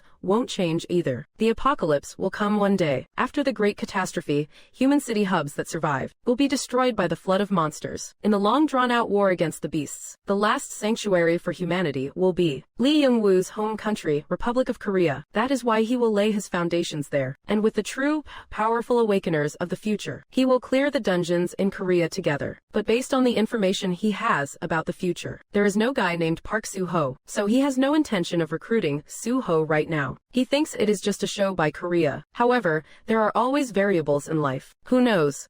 What kind of existence could Suho be? Meanwhile, for Suho, facing the search from so many people, he has quietly laid low. A black giant bird flies over the hotel. With a screech, a shroud of black mist descends. Everyone feels like it is a haunted house. We can't set up the guild here. Su-young looks like she saw a ghost on the 2nd floor. If we really have to work and live here, everyone is shivering with fear. But Captain Kim of the Administration Bureau is unfazed. Starting tomorrow, we will fix this place up. You won't feel uncomfortable at all. But Suho seems to really like this place. What is wrong? I am quite satisfied. I think we can move in immediately. Su-young grabs Suho firmly. Are you out of your mind? This place is just a desolate wasteland. Suho acting satisfied means Captain Kim knows there is a chance. He starts praising Suho in a hurry. A guy born with wild instincts. Just has a different eye for things. Then, let us start setting the territory boundaries immediately. As long as it is within your management capacity, you can define the area as you wish. If he can define the area himself, Suho certainly won't be modest. Suddenly his whole body starts glowing green. He mumbles a chant under his breath. Green dots start flying outwards one by one. Captain Kim is stunned. Whoa, what is that?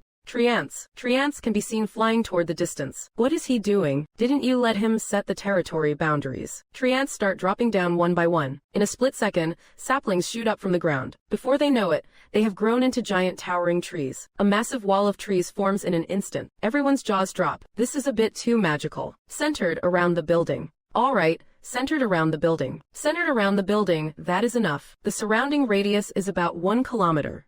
That is enough. The surrounding radius is about 1 kilometer. Although a bit surprised that the territory is quite large, Captain Kim thinks it is still acceptable. Territory demarcation complete. Everything within that territory now belongs to Suho's guild. Finally, a place I can call my own. Suho is grateful and really loves it. But when Captain Kim brought out the contract, Su-young told Suho to check it thoroughly before signing. As a member of the management bureau, she is looking out for Suho so he does not get ripped off. She is watching over Suho to make sure he does not get played. I really do not know who she thinks she is. Captain Kim grabbed her by the forehead and tossed her aside. She is not even Suho's girlfriend yet, but she is hovering all over him. Do you like this kind of girl, Suho? Personally, I really like her. Why do not you guys share your thoughts too? According to the agreement, Suho is not allowed to leave the country for a few months. On the way back, Captain Kim ordered his men to draft a list of level 5+ raid teams, ready to deploy at a moment's notice. If Suho can't handle such a large territory, the Management Bureau will seize the opportunity to take control. How cunning of them. Meanwhile, the Earth's transformation is accelerating. A massive cargo ship sailing the ocean, suddenly attacked by a giant octopus monster. A creature of such massive scale never seen before. The octopus tentacles dragged the giant ship into the abyss. And it was not just a giant octopus. There were giant sharks too. What is happening to this world? Is humanity truly facing extinction? Soon, Suho will activate the 4th warp portal. He will be returning to that beast-filled world that is both familiar and strange. A werewolf running fast with a beautiful girl on his back, followed by a whole pack of them. He truly misses his life with the wolf pack in the animal world, but little did he expect. That beast world was set for an awakening. But things have changed. Suho returned from the level 5 dungeon, the Beastman Fortress. The Management Bureau granted him a territory. Everything within the territory changes rapidly each day. In just a few days, it turned into a beautiful forest villa. Su-young sleeps in every day, and nobody bothers her. But these days of peace would not last. Captain Kim from the Management Bureau calls. Choi Su-young, living the good life, are not you? Su-young is still eyes closed. What is it? I am working right now. Captain Kim can tell she is just being lazy. It is already broad daylight. Get your lazy butt out of bed immediately. The portal could open at any moment. If Su-young is not by Suho's side, it will be a massive headache if it opens. Su-young has no choice but to drag herself out of bed. Meanwhile, Suho is in the woods, observing his pack of wolves. Each one needs a new name and to be leveled up. These are the ones he brought out from the Beastman Fortress. Their dimensional energy levels are all very high. They will become his most capable subordinates. Su-young finds Suho, but Suho suggests they go for a walk. It is so hot today, it will be nice to cool off. But Su-young did not expect. Suho shifts into his beast form and lets her ride on his back for a wild sprint. This speed feels like flying. I really love this. If I can have a beautiful girl by my side, would you be willing to turn into a wolf too, and let me roam the forest with you? I am definitely willing. However, they had not run for long when Su-young felt that something was wrong. A dimensional rift is about to open. But Suho had warned her that back in the animal world where he lived, every being there has over 700 units of dimensional energy, and they are all extremely combative. It is a place where it is a fight to the death, constantly struggling for territory and the throne. The leaders of each tribe, it is at least an S rank level. Even during those hundreds of years after he became the king, he never stopped taking on their challenges. The dimensional rift is about to open. If it acts as a bridge connecting to Earth, people would be able to freely enter and exit both worlds. But the creatures from that world are incredibly bellicose. This place would turn into a battlefield in no time. It will be a war against beasts of at least S rank or higher. That is terrifying. What, you say you can't control it? Why aren't you the king over there? Why on earth are not you the king over there? Park Suho reluctantly replied, I am not the same person I was back then. Seeing me all weakened like this, they would probably want to take me down. Choi Soo-young was stunned. Damn, this is getting intense. How did I let myself get talked into following you? But now, they have to push full speed toward the non-protected zone. The guys behind them also felt something was off. They sprinted toward the outside, following Park Soo-ho at full speed. Crackle, snap, crackle. Just then, the space began to distort. A massive bolt of lightning slammed down. The warp gate is about to open. However, Park Soo-ho felt something was wrong. This was not the warp gate to the planet he once lived on. The man started missing his wolf tribe companions. The warp gate was finally about to open, but as he approached the gate, he paused in confusion. This is not the warp gate to the planet I once lived on. The energy signature is completely different. Choi Soo-young also felt that something was off. The warp gate Park Soo-ho used when he first returned to Earth, its dimensional energy levels were massive. It exceeded the limits of any machine detection. Back then, Choi Soo-young even suspected the machines were malfunctioning. She even doubted her own sensory perception. But what is going on here? Could this just be a standard dungeon gate? The bureau officials arrived here as well. They even scrambled aircraft. They were worried about dangerous beasts appearing. The reconnaissance team quickly reached beneath the gate. The reconnaissance team arrived at the gate entrance. They set up the calibrated level and timing equipment. Turns out it was just a level 4 dungeon. Choi Soo-young looked visibly disappointed, but Park Soo-ho thought it was perfect. It is just right to let their team members go inside. However, the negative impact of this news was immense. The bureau official was panicked by the news. They had previously assumed Park Soo-ho was a new type of planetary returnee. They had already invested a massive amount of capital. They had already poured in a massive amount of funds. If Park Soo-ho is just a common dungeon returnee, then their investment is gone. They have to stall for time and figure something out. Meanwhile, Choi Soo-young had already changed into her battle gear, ready to enter the dungeon at any moment. Park Soo-ho was staring at the scanner in front of him, feeling quite curious. This machine looks pretty decent. How much does one of these cost? The worker was puzzled. Are you referring to the dungeon energy detector? General guilds usually have this equipment. The new model is around 3 billion, I believe. Park Soo-ho had not expected the machine to be so expensive. How many dungeons would one have to clear to afford just one unit? However, to his surprise, the worker continued. I just received a notification. 2. Could you please sign here? Park Soo-ho was taken aback. A registration gift. Why would you give us such an expensive machine just like that? The worker explained. Because you are a precious asset to our nation. Our nation truly treats you like our own family. The higher-ups instructed me to convey that to you. Park Soo-ho had no idea. The management bureau was worried other guilds might try to poach him. Lately, all sorts of people from abroad have been trying to get a hold of him. They already lost Lee Sung-woo once before. Soo-ho has massive potential now. They can't afford another loss. Even if he was not a survivor from the 4th planet, his value would still be immense. Yet Soo-ho was left completely clueless, because not a single person had actually reached out to him. That is honestly pretty weird. Just then, Dong-soo walked over. He pulled Soo-ho aside. In reality, he had been intercepting everyone trying to contact him, but he did not tell Soo-ho about it. He had even been pocketing the sponsorship money meant for Soo-ho. He just wanted to keep all the connections to himself. That greedy bastard. Soo-ho could never imagine that he had already racked up 3.6 billion. Once everything was prepped, Soo-ho took Soo-young,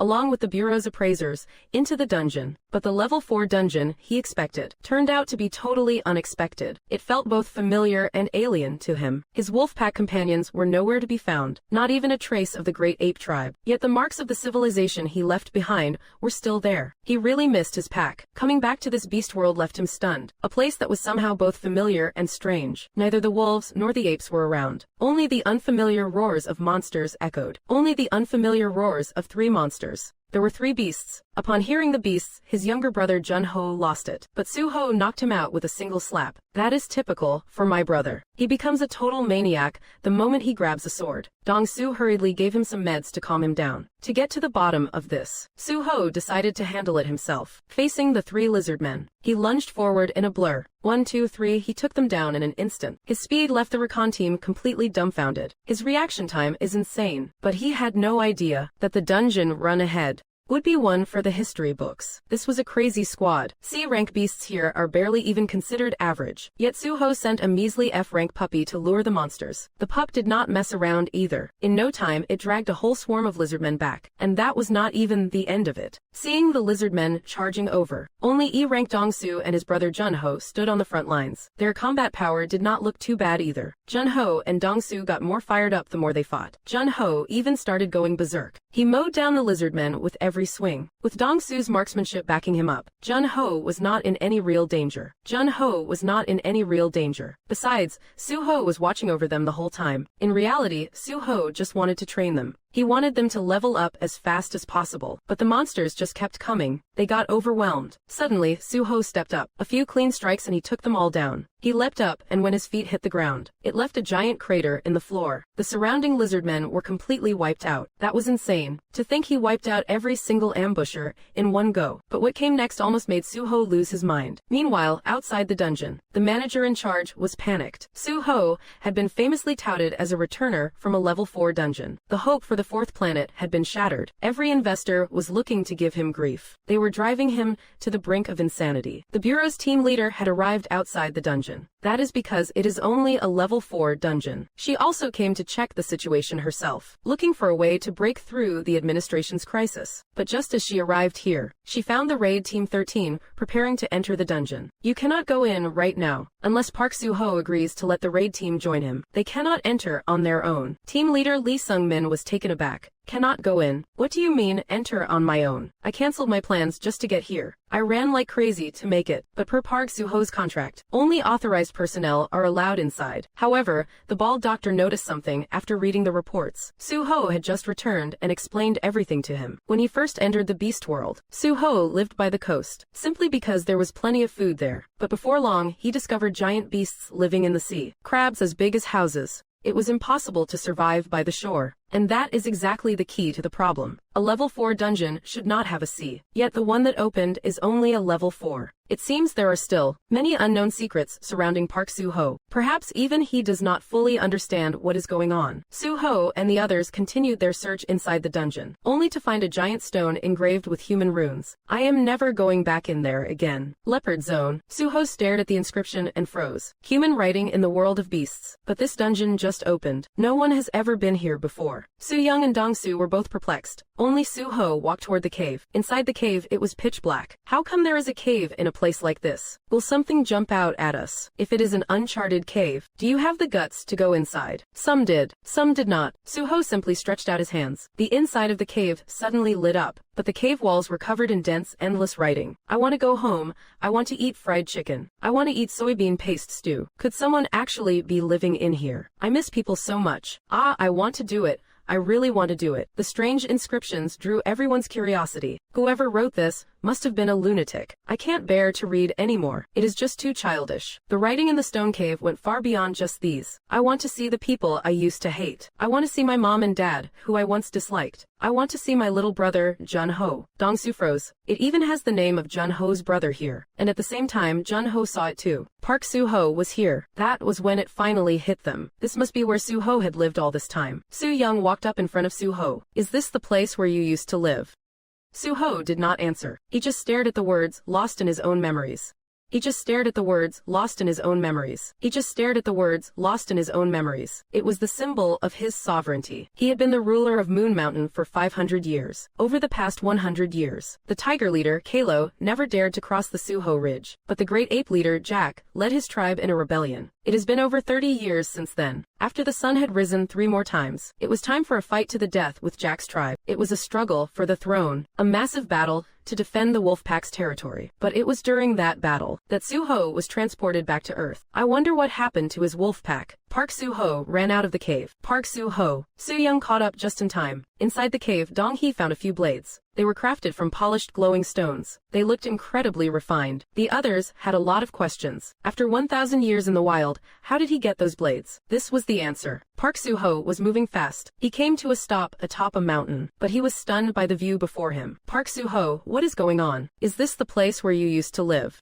Su Young caught up and asked again. Seems like it, but something is weird. It really is strange, is not it? There used to be a high mountain over there. The peak was always covered in snow. And that way, there was a fruit forest. And over there was a vast sea. Su Young was deeply puzzled. How can there be a sea in a rank 4 dungeon? Then, did you write those characters? That is right, I wrote them. I left them behind to make sure I would not forget civilization. During my 1,000 years living here, there were no other humans, let alone friends to talk to. I spent every day living among beasts. I endured that loneliness and desperation for a millennium. If it were you, how many years could you endure it? Bark Suho was still telling Su Young about the past, but just then, a swarm of lizard men charged up from below. The man had lived among wolves for 1,000 years, becoming the king of that world. But now his wolf pack and leopard pride were gone. Even the sea and the snowy mountains here were gone. And there was no sign of the traitorous jack-ape tribe either. But he deeply missed his wolf pack. The day he was sent back to Earth, the pack was in a final battle against the apes. He had no idea how they were doing now. That day ended in a victory. It made him extremely worried. Before he could think any further, a massive swarm of lizard men rushed in. Donghua and the others also scrambled to get closer to Park Suho. If they did not stay by Park Suho's side, there was no way they would survive. Hurry, get up there, Donghua yelled as he scrambled up the mountain. Su Young drew her sword, getting ready to fight. There were too many lizard men. Park Suho, however, was locked onto the Lizard King below. Something felt off. The Lizard King seemed to be wearing a leopard skull as a helmet. You guys stay here. With that, Park Suho spread his arms, and just like that, he leapt down. The few people at the top were stunned by what they saw. What has gotten into Park Suho? He leaves behind those silly messages on the cave walls. But does he have to be this dramatic jumping down there? Su Young also thought Park Suho was truly a lunatic. Meanwhile, the pigeon at the guild was eating. Suddenly, sparks crackled all over its body. Grandma Yiji's jaw dropped in shock. The little pigeon was an awakened beast too, just like Whitey. Park Suho successfully merged with the pigeon, sprouting wings and flying toward the Lizard King. Just as he reached the Lizard King, Park Suho merged with Whitey to become a giant wolf. He lunged at the king's throat and bit down hard. He dragged the Lizard King down from the mountain. Su Young watched the lizard men climbing up the peak. The lizard men were almost at the summit. The lizard men were almost at the summit. The lizard men were almost at the summit. The lizard men were almost at the summit. The lizard men were almost at the summit.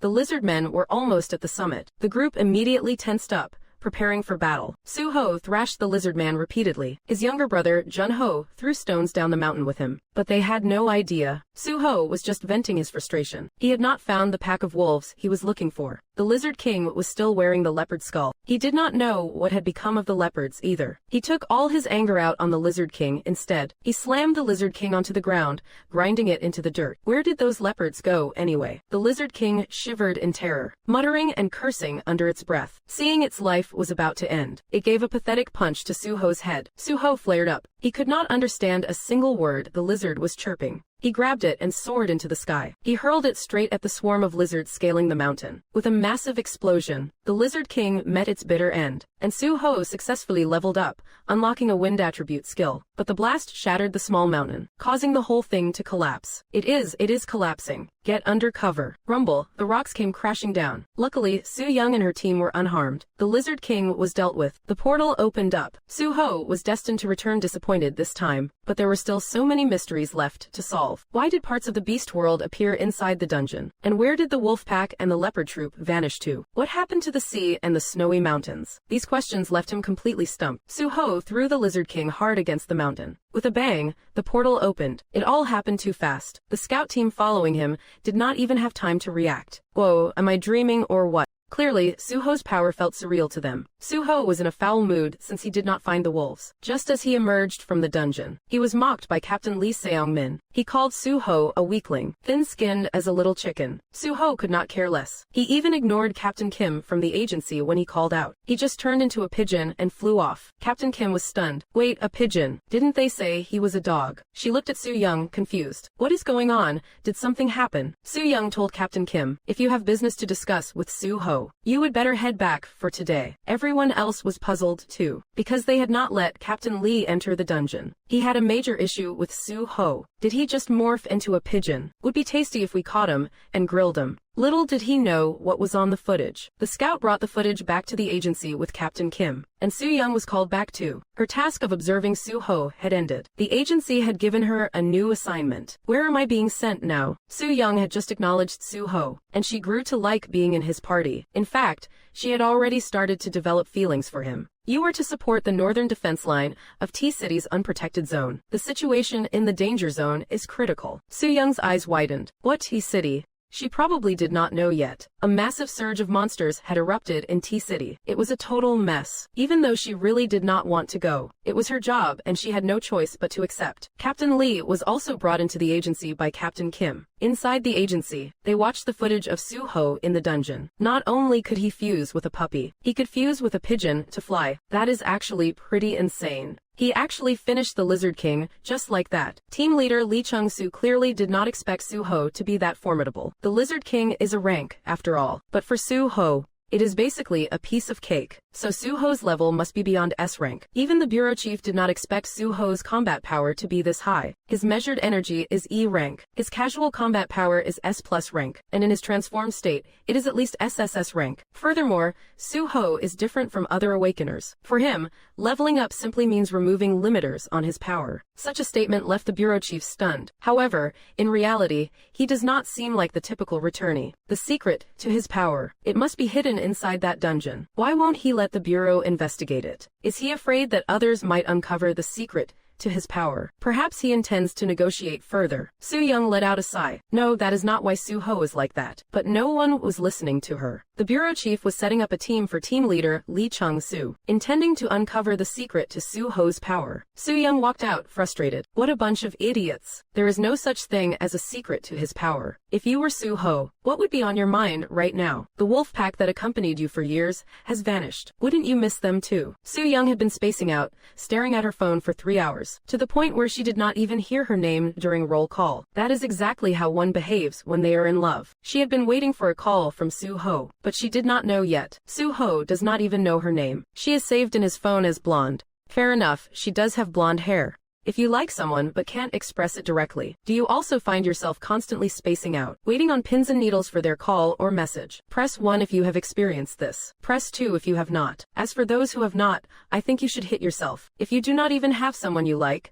should not you be hit? Operation commences. Following the commander's orders, the tactical vehicles rumbled toward the T-City combat zone. Su-young sat in the vehicle, still feeling bewildered. Why has Su-ho not called back yet? Is something wrong? Or does he just not like me? Su-ho once said he wanted to have kids with her. So why is it like this now? This mission is extremely dangerous. If I really do not make it back, will I have any regrets? Rumor has it that a dungeon erupted near the T-City defense line. It is hell on earth there right now. They would not send our sensory team to the front line, would they? Right, team leader. The team leader answered distractedly. Yes, before the signals are cut off. Better send a final message to your family. Oh come on, you are really something, team leader. Back at Su-ho's guild hall. Su-ho has been sleeping for 3 days and 3 nights. He ignored his ringing phone as if he did not hear a thing. He thought he would see his friends once he opened the portal. He never imagined it would just be such a small space. His family, the Red Wolves, and his old rival Bark, the leader of the Tigers, the rebellious Jack family. Where on earth did those guys go? Did they use spatial shift because they were afraid of the lizard? But he does not know the reason. So what if that is the case? Su-ho believes that if it is meant to be, they will meet again someday. Right at that moment, his brother Park Jun-ho walked into the room. He came to tell his brother that dinner was ready. He was very worried that Su-ho had been sleeping for days. But after Su-ho stepped out of the room, Su-young's phone began to ring once again. He missed her call again.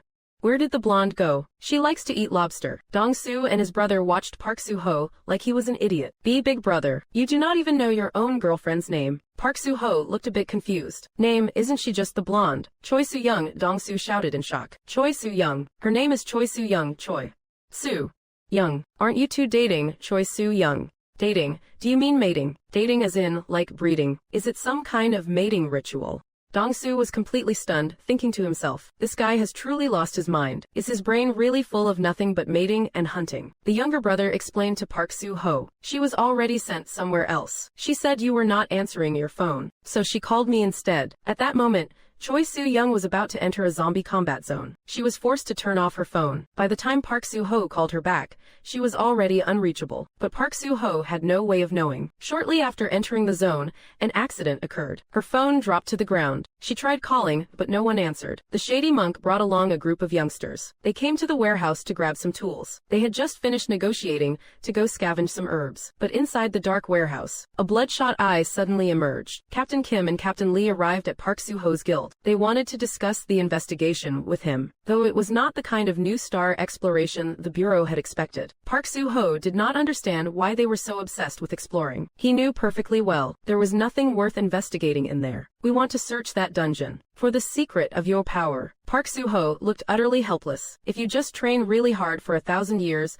you will get it. Why do not you guys believe me? They would not even believe the truth. Captain Lee decided to play the emotional card. We are all citizens of this country. We are all citizens of this nation. So do not be like that. When the nation faces a crisis, we should all help each other, right? What Park Soo-ho did not know was the nation was currently facing an ever-growing crisis. Level 6 dungeons were appearing more frequently, and breakout intervals were getting shorter. The number of infections in unprotected zones was skyrocketing. It was putting a huge strain on society. That is why the higher-ups were desperate to cultivate someone like Park Soo-ho. The so-called infected, after the Great Change on Earth, were people living in unprotected areas who caught an unknown virus. These infected were neither human nor beast anymore. They would attack humans and animals indiscriminately, and then infect them. These creatures were known as zombie freaks. The Management Bureau's investigation into Park Soo-ho's power was largely to cultivate talent. They needed unlimited access to the dungeon Park Soo-ho had opened, and in exchange, the Bureau planned to offer Park Soo-ho 2 gifts. First, they would upgrade his guild to level 5. That way, they could tackle level 5 dungeons. Then, they granted Park Soo-ho a piece of territory. The 2 plots of land were connected perfectly. Even though it was barren land in an unprotected zone, it was still a generous gift. If Park Soo-ho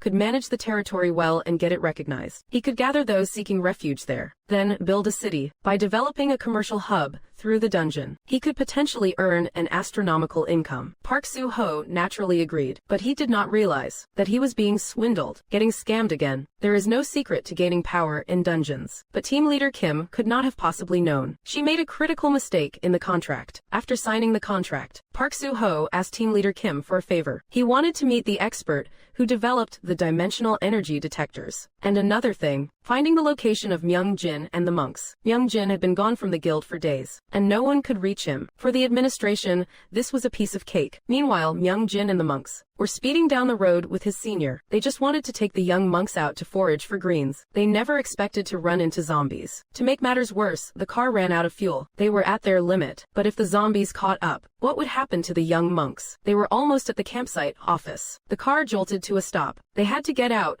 and run to the campsite immediately. Myung-jin stayed behind to hold the line. He was still haunted by what happened at the temple. He had brought those monsters there, and his senior sacrificed himself to save him. This time, he had to protect the young monks at all costs. Don't look back, just run. Got it. Myung-jin swung his wooden staff, slamming it down on the zombies. But there were just too many of them. He could not hold them back. And that is when 2 sudden whirlwinds appeared and swept at the zombies. The little bug whispered something to the monk. In an instant, the tornado appeared, lifting the horde of zombies into the sky. Everyone was stunned. They did not even know what was happening. A figure was standing atop a tall building. The monks all looked up. A young man with his hands in his pockets. Sleazy yet cool and handsome. Greetings, kind sir. Park Soo-ho said smoothly, stand back, do not get swept away. Then he stretched out both hands. In a flash, another row of tornadoes rose up. Just like that, all the zombies were lifted into the sky, dropping down everywhere with a thud. That is incredible. Myung-jin exclaimed, looks like the boss has leveled up again. Myung-jin had been missing for days. Park Soo-ho used the authority to track him down. He was here to bring him back. He did not expect to find them trapped by zombies, but it was good timing to help. It was also a good chance to test his new wind powers. Kind sir, how did you know I was here? Everyone finally realized what was going on. So this must be the famous Park Soo-ho. Before the monk could even introduce him, suddenly he felt a sharp pain in his foot. A zombie had bitten his leg. Damn it. Even Park Soo-ho was shocked by the sudden turn of events. The monk was in serious trouble now. Meanwhile, Choi Soo-young and her tactical vehicles were deep in the operation zone. To arrive at the extraction point on time, the officer did not follow the planned route. They did not anticipate this surprise encounter. In front of them, several zombies were tearing into a bear. Not far ahead was the target location, the defense aviation sector. They could not afford to waste any more time. They used rocket fire to clear the path, but it ended up attracting an even bigger swarm of zombies. The officer ordered them to speed up, but the second vehicle hit a rock and flipped over. The road was completely blocked. Screw it, reverse. But reversing was not going to be easy. There were just too many zombies. Choi Soo-young cast a nervous look outside. Found zombies all around us. Looks like we have to disembark and fight. Damn it. No wonder I had a nightmare last night. Vehicle doors opening. Looking at those disgusting zombies, Choi Soo-young gave the command. Once we get out, run to the 7th Squad's vehicle. Take out all those bastards in the way. She transformed into a sphere of yellow light and pushed out. A path was cleared behind the vehicle in an instant, but soon the zombies swarmed back again. Choi Soo-young had no choice but to draw her sword and fight. Get the hell out of my way. Looking at their ugly mugs is straight up sickening. One by one, the zombies were wiped out, but more and more kept rushing in. Soldiers were getting bitten one after another. Captain, at this rate, we are all going to be wiped out. Shut up and hold the line. Right then, blue light barriers began to fall. The 707th Special Operations Unit arrived for backup. Choi Soo-young was still fighting hard, but she was held back by a Special Forces soldier. He is Sun Jin-won. Choi Soo-young was pulled into the arms of the man standing before her. A face shield was formed. The other Special Forces soldiers cleared the remaining zombies. In no time at all, the zombies were wiped clean. Yet, Choi Soo-young remained huddled in the soldier's arms. She seemed to have lost her focus. As a girl, she had always been as tough as any man, always charging into danger first. She also needed a shoulder to lean on. If you had such a beautiful girlfriend, would you let her stick her neck out like that? Could you bear to let her face danger? I think most guys would not be able to stand it. Seems like Shu Hong needs to step it up. Field Mouse, this is Sky Bear. Assess the situation and report casualties.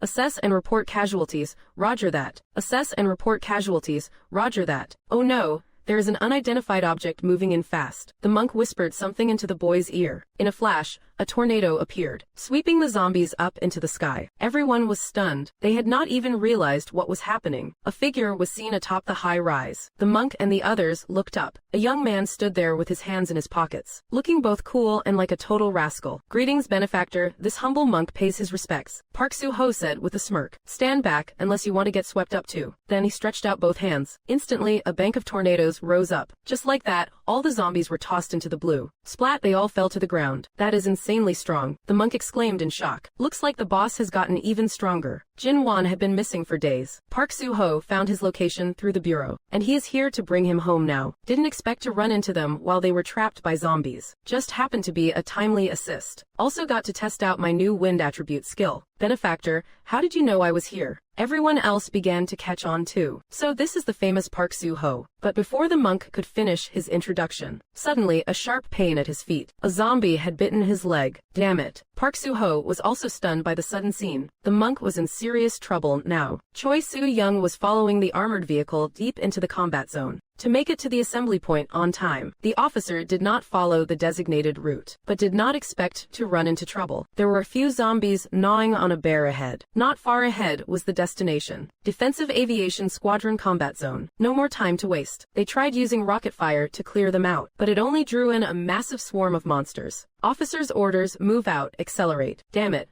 Number 2 armored vehicle hit a rock and flipped. The path is completely blocked. Hell, reverse. Reversing is not easy either. There are too many monsters. Soo-young peered outside, only to find them swarming all around. Looks like we have no choice but to dismount and fight. Damn. So that is why I had a nightmare last night. Opening vehicle doors. Staring at the grotesque monsters, Soo-young ordered her team, as they rushed toward the 7th Squad's vehicle. Take care of those things blocking the way. She unleashed a yellow sphere of energy. Instantly, a path was cleared behind the vehicle, but quickly the pack swarmed back in. Soo-young had no choice but to draw her treasure blade and engage. Get the hell out of my way. These disgusting creatures are truly sickening. They wiped out a few, one by one, but more and more kept coming. Operatives were being bitten left and right. Major, at this rate, we are all going to be wiped out. Shut your trap and hold the line. Just then, a series of blue light barriers descended. The 707A Special Ops team arrived for support. Soo-young was still fighting hard when a Special Ops soldier held her back. He is Sun Jin-woo. The next moment, Soo-young was pulled into the mystery man's arms. A shield formed around them. The other operatives began clearing out the remaining monsters. In no time at all, the swarm was completely wiped out, yet Soo-young stayed slumped in the soldier's arms, seemingly out of it. As a girl,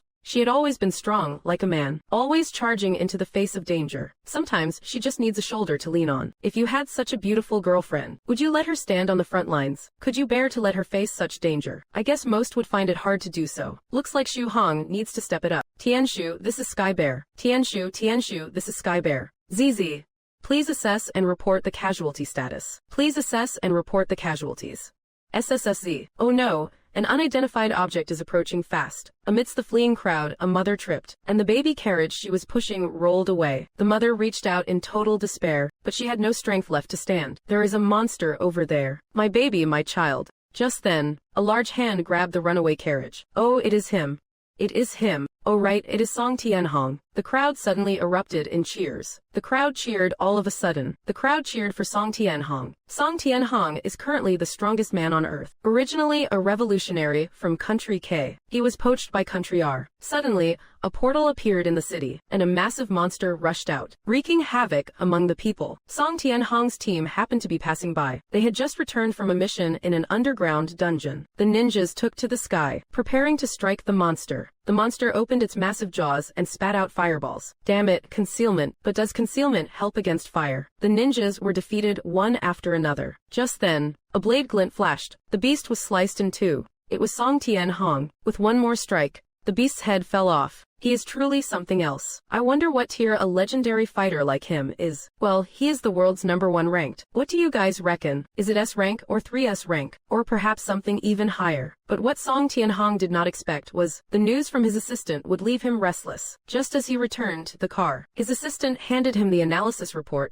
on the Shu Hao Guild. You still remember him, right? The one I mentioned before, that Donghua 11. They say he is just a dungeon returnee. Song Tianhong had previously guessed Shu Hao was a dungeon returnee. He did not find that surprising, but when he saw the photo of the Shu Hao Guild members, his eyes went wide. Who are these guys? That little boy is one of the future 8 evils. At this point in time, he should have just lost his father, and is currently wandering in an orphanage. That is why I put him on the back burner for assassination. He is the deadliest villain the future K nation would ever cultivate. But why is he in the Shu Hao Guild? And look at the swordsman Zhang Zifu in the photo. He is the future Hell Sword Saint. The monk in the picture is the future imperishable destruction monk, Master Ming Zhen. Seeing face after face left Song Tianhong shocked. How on earth did they all end up together? Song Tianhong could not fathom why, or what kind of twist of fate had occurred. However, there was more news that caught him off guard. Shu Hao cleared a floor 4 dungeon and defeated the Lizard King. He made it look like a piece of cake. If he were just some F-rank returnee, he could not have had that much raw power. Could he also be a transmigrator like me? Someone who returned from the future just like I did, gathering all these future big shot villains under one roof. The thought sent a shiver down Song Tianhong's spine. Is his goal, like mine, to gather elite talent and orchestrate a new future? Over the past 500 years, the plans I have carefully built through repeated returns, they might just vanish into thin air. I was planning to wait until the apocalypse went down before heading back, but now I have to go to the K Nation. I must meet this Donghua, but his assistant said it was impossible to return right now. A flying dragon dungeon has broken out, and a passenger plane was attacked by an unknown aerial creature. The flight paths have been blocked. It is not just the flights. Even the waterways are under siege. Plus, a level 7 dungeon has appeared on M Island. But according to his prophecies, these things should not have happened this early. One unusual event after another, along with all these early bird catastrophes, signal that the world's future has changed. Faced with all these variables, he had no idea how to handle what lied ahead. The members of this squad are all lunatics. The members of this squad are all lunatics. Shu Hao spent a millennium living with a wolf clan. They say he hails from the distant future. Ming Zhen, the monk, is the future imperishable destruction monk. Zhang is the future Hellsword Saint. That unremarkable kid is allegedly the worst villain. In the future, he is one of the 8 evils. Some serious trouble is brewing with all of them together. Song Tianhong could not understand for the life of him why they were together. This was completely outside his foresight. It seems like there is a problem with everything, and the root of all these problems might just be Park Shu Hao. He has to find Shu Hao as soon as possible. If he is not on our side, we must take him out for the sake of humanity's survival. What Su Ho does not know is that he has already caught Song Tianhong's eye. By now, they had already entered the rank 4 dungeon. Mingzi used wide-range provocation. Mingzi and the monk were striking the wooden fish, chanting rhythmically. Single quote. Dongshu lunged forward, pressing against the monk's belly. Can't you put some more muscle into it? Form is emptiness. Emptiness is form. Neither perception nor consciousness exist. With the monk's endless chanting, a swarm of beasts closed in. Zaiji drew his longsword tense. He never imagined hunting beasts could be like this. Dongshu was also intensely focused ahead. Hey guys, they are here. Jun-ho, the younger brother, just gave a faint smile. His blade flashed with a glint. He always gets hyped when he sees monsters. Su-ho stretched out both hands. Spirits take flight. Countless beams of light flew toward the lizardmen. In an instant, a tornado erupted. One by one, the lizardmen were swept into the air. But still, more kept rushing in. The The monk Dongshu and Junho all charged forward. Only Zaiji hesitated. He was not used to this fighting style yet. Zaiji, brother, what are you doing? Hunting, we are hunting. Zaiji finally snapped to his senses. Everyone clearly weaker than me is charging in. There is no way I am falling behind. Dongshu took out a lizardman with every single shot. Junho was also slicing through lizardman lives with every swing, but one managed to ambush Dongshu. It looked like there was no way to dodge it. Just then, Zaiji rushed in and struck it down. Zaiji slashed at the lizardman. Their teamwork was surprisingly in sync. Zaiji felt the true power of the Hellblade. He got even more excited. If he had truly joined a new guild, he would not be having this much fun now. No guild training E-rank mercenaries would ever have them in a rank 4 dungeon. But the Su-Ho guild was different. While Zaiji was lost in thought, he did not notice the Lizardman King had snuck up on him. By the time he saw it, the king had its jaws open wide. Junho severed the king's arm with one slash, and Zaiji sliced off its head with a single sword stroke. He could not believe he actually killed the Lizardman King. Su-Ho stood there stunned. The king died so quickly. Dongshu was also blown away. Zaiji, brother, you are something else. How did you take down the king just like that? Now we have to dump out more bloodstones. Zaiji made a bitter face. He never dreamed it worked like this before. Sorry, I just got too excited. Let us head out. We can always come back later. With a team like this, Zaiji probably would not have guessed he would level up in just one day. Having a good team is key. I am sure the others would agree. A man and his girlfriend were talking about life. Suddenly, they heard a strange noise. The detection equipment started beeping erratically. The man looked outside. A few lizard men were walking toward them, but the team members were all out scouting. He had no choice but to pretend he was calm. He pulled out an unknown object in his hand. Then he shouted at the lizard men. See that? At that moment, a red light flashed outside the base. Damn you, lizardmen. Come and get me if you have the guts. I will smash you all to pieces. No telling if the lizardman even understood him. But right then, a glob of spit landed right on his face. The man felt a wave of nausea. Whose spit is this? Probably have not brushed in a decade. When he looked up, damn it, I am screwed. A giant red monster was lunging down at him. Outside the main camp, the recon team was investigating the secret of Park Su-Ho's power. They had always assumed that if Park Su-Ho discovered something and grew into a high-level returnee, he would have left a record. But they had already gone through the lizard den and found nothing. Just as they were about to search elsewhere, an accident happened. Monsters invaded the main camp. Fierce sounds erupted. The camp is under attack, damn it. Team leader Lee Sung-min ordered an immediate return to the camp, but it was already too late. The man on guard was swatted away by the Lizard King, then dragged across the ground. Yet the man gave a strange smile. The man acted strangely. He pressed the switch in his hand. Die, you miserable lizard. After a massive explosion, the man and the Lizard King perished together. What a badass. Team leader Lee Sung-min looked at the rolling head of the Lizard King and felt a jolt of shock. The portal opened. This is a total disaster. Not only did they find no secrets, but they lost 2 crew members. Team leader Kim was just as astonished. 2 dead, 2 severely injured. How could a measly level 4 dungeon be like this? Any leads?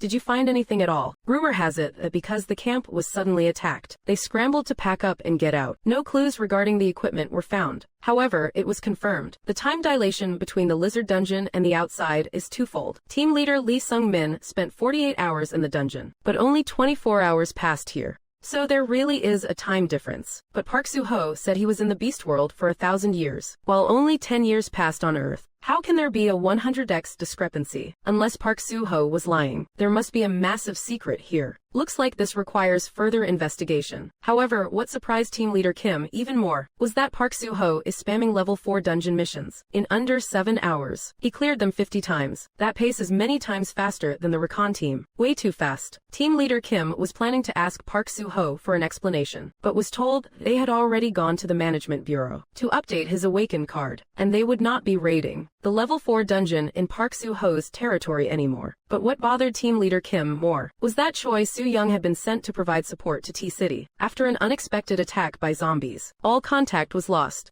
The girl wiped out 5 maniacs with a single strike, but facing more and more of these sickening creatures, she was still surrounded. The girl was originally accompanying an armored vehicle to support T-City, but the officer went off script, resulting in them getting trapped. Just as disaster struck, a special ops team received the distress call to break the siege, and planned to transport the girl and the others to their destination. But they did not expect that right after clearing the zombies, an even greater danger would arrive. The special ops transport plane was shot down by a fireball. A massive monster appeared.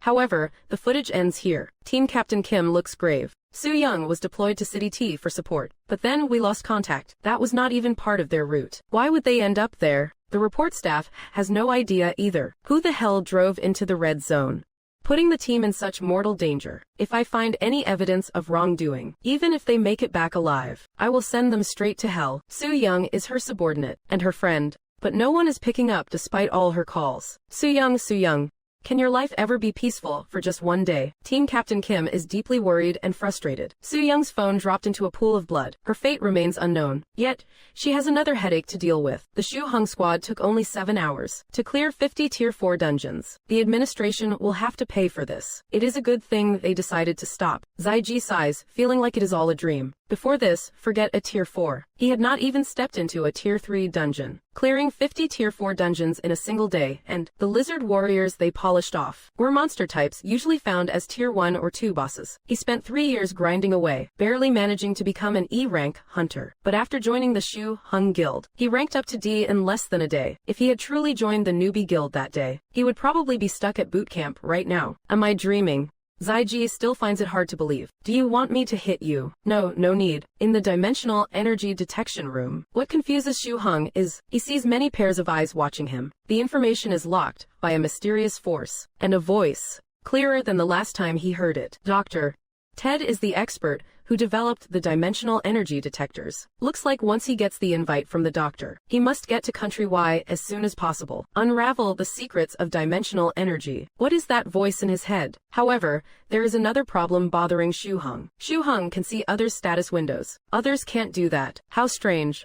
By questioning the technician, the status window is an engineering marvel. After the Great Change on Earth, a divine pillar appeared in Region U, a rock pillar engraved with red sentences. Later, people discovered that awakened in Region U could see their own status windows. So they labeled that pillar the Temple Pillar, and began to worship it. Envoys distributed fragments of the pillar across the world, and that is why all awakened across the globe can now see their own status windows. The fragments of the rock pillar are essentially the CPU of the administration's dimensional computers. That is how they manage the status windows of the awakened. Shu Hung never imagined it would be like this. Is all of this just part of some divine plan? Countless questions plague him. Countless questions continue to haunt him, but he has no idea how to find the answer. Dong Shu wears a constipated look. His expression is so bitter, he is about to tear up. Shu Hung is very confused. They just leveled up and swapped their awaken cards, getting ready to go out for some lobster. They should be happy, right? But what is wrong with Dong Shu right now? He just watches as Dong Shu slowly opens the computer, and what is recorded on it is Country A 1.1 billion, Country E 400 million, Country Y 300 million, Country R 1.6 billion. Getting this much money all at once. Everyone is not just confused, but genuinely shocked. Even the monks are losing their cool. They have no idea what is going on. Park Soo-ho has been reported as a dungeon returnee, not some returnee from a new planet. Yet these factions are being this persistent, pouring in so much financial support, just hoping to have a chat with Park Soo-ho. The Earth Anomaly Bureau. Human living space is shrinking drastically. Even our food is imported from the Arulkan planet. Park Soo-ho's plant control ability is truly incredible. He can conjure an entire forest in an instant. So, if we have someone like Park Soo-ho, the food crisis can finally be solved. But why did you say you were threatened with assassination? Jin-ho started crying when he heard that. That is because they wanted to speak with you. So they offered financial support. But you never showed up. So they issued an ultimatum. If you did not appear within 2 days, they would kill me. Jin-ho also felt deeply aggrieved. Didn't I tell you I was not going? Well, they were just being too clingy. It was really getting on my nerves. So I just made a joke. I said Mr. Park Soo-ho did not want to meet them because the money was too little. Park Soo-ho had not expected things to turn out like this. Seeing the pathetic look on Jin-ho's face, he decided to respond. After all, bro, just record a video message for them now. Is that okay? Park Soo-ho agreed to Jin-ho's request, but Jin-ho definitely could not have guessed that Park Soo-ho's reply would make him want to vomit blood. Hurry up and hit record. After we are done, we are going for lobster. Jin-ho started the live stream on his phone. Hello everyone, this is Jin-ho from Jin-ho TV. The Park Soo-ho everyone has been waiting for has finally arrived. He has something to say to the sponsors from the various countries. Park Soo-ho faced the camera, opened his mouth and said 3 words. I am not going. Then he simply turned around and left, leaving a dumbfounded Jin-ho behind. No bro, Is that all you are saying? Simple people are usually straightforward. Honestly, that is not bad. It is just tough for Jin-ho, who does not know how to explain it. However, to Jin-ho's surprise, the sponsors from Country R want to come to Country K to meet in person. As long as Park Soo-ho invites them, they will come over for a sincere discussion. Fine, let them come. They insisted on coming themselves. Who could stop them? Park Soo-ho said, then walked away. Inside a traveling car, a man is on a phone call, but Park Soo-ho has no idea that this man is quietly monitoring him. Head of department Park Soo-ho has appeared. He finished his meal with the members of the Soo-ho Guild, and then headed toward the dungeon area alone. Which dungeon? The level 5 dungeon where the incident happened last time. Capture him first. The man is the son of the DGB group. The man is the son of the DGB group. The man is the son of the DGB group. And also the sole heir. He wants to hire Park Soo-ho using devious means. But moving against Park Soo-ho is not that easy. This corporate heir is playing dirty, just to get Park Soo-ho to work for them. He intends to fabricate a scandal between the idol Song Yi and Park Soo-ho. Song Yi's ideal type of boyfriend is Park Soo-ho, so she does not actually have any objections. But the chairman of the group does not approve of this method. The chairman already arranged for the head of department over there to prepare to negotiate with Park Soo-ho. Worried he would get into some kind of trouble. Oh, come on, Dad. I have my own plans, you know. The chairman gets angry. What did you say, you little punk? Such a good-for-nothing son. He is about to inherit his position, but he can't get anything done right. All he does is party and play around. Before the chairman could keep yelling, his son hung up the phone. Unbelievable. Why can't he just trust me, his successor? That old fox Choi Ji-usok. He actually dared to snatch my credit. He did not listen to the chairman. He thought young people should deal with young people. No matter how strong Park Soo-ho is, he won't be able to resist Song Tian-hong's charms. If this succeeds,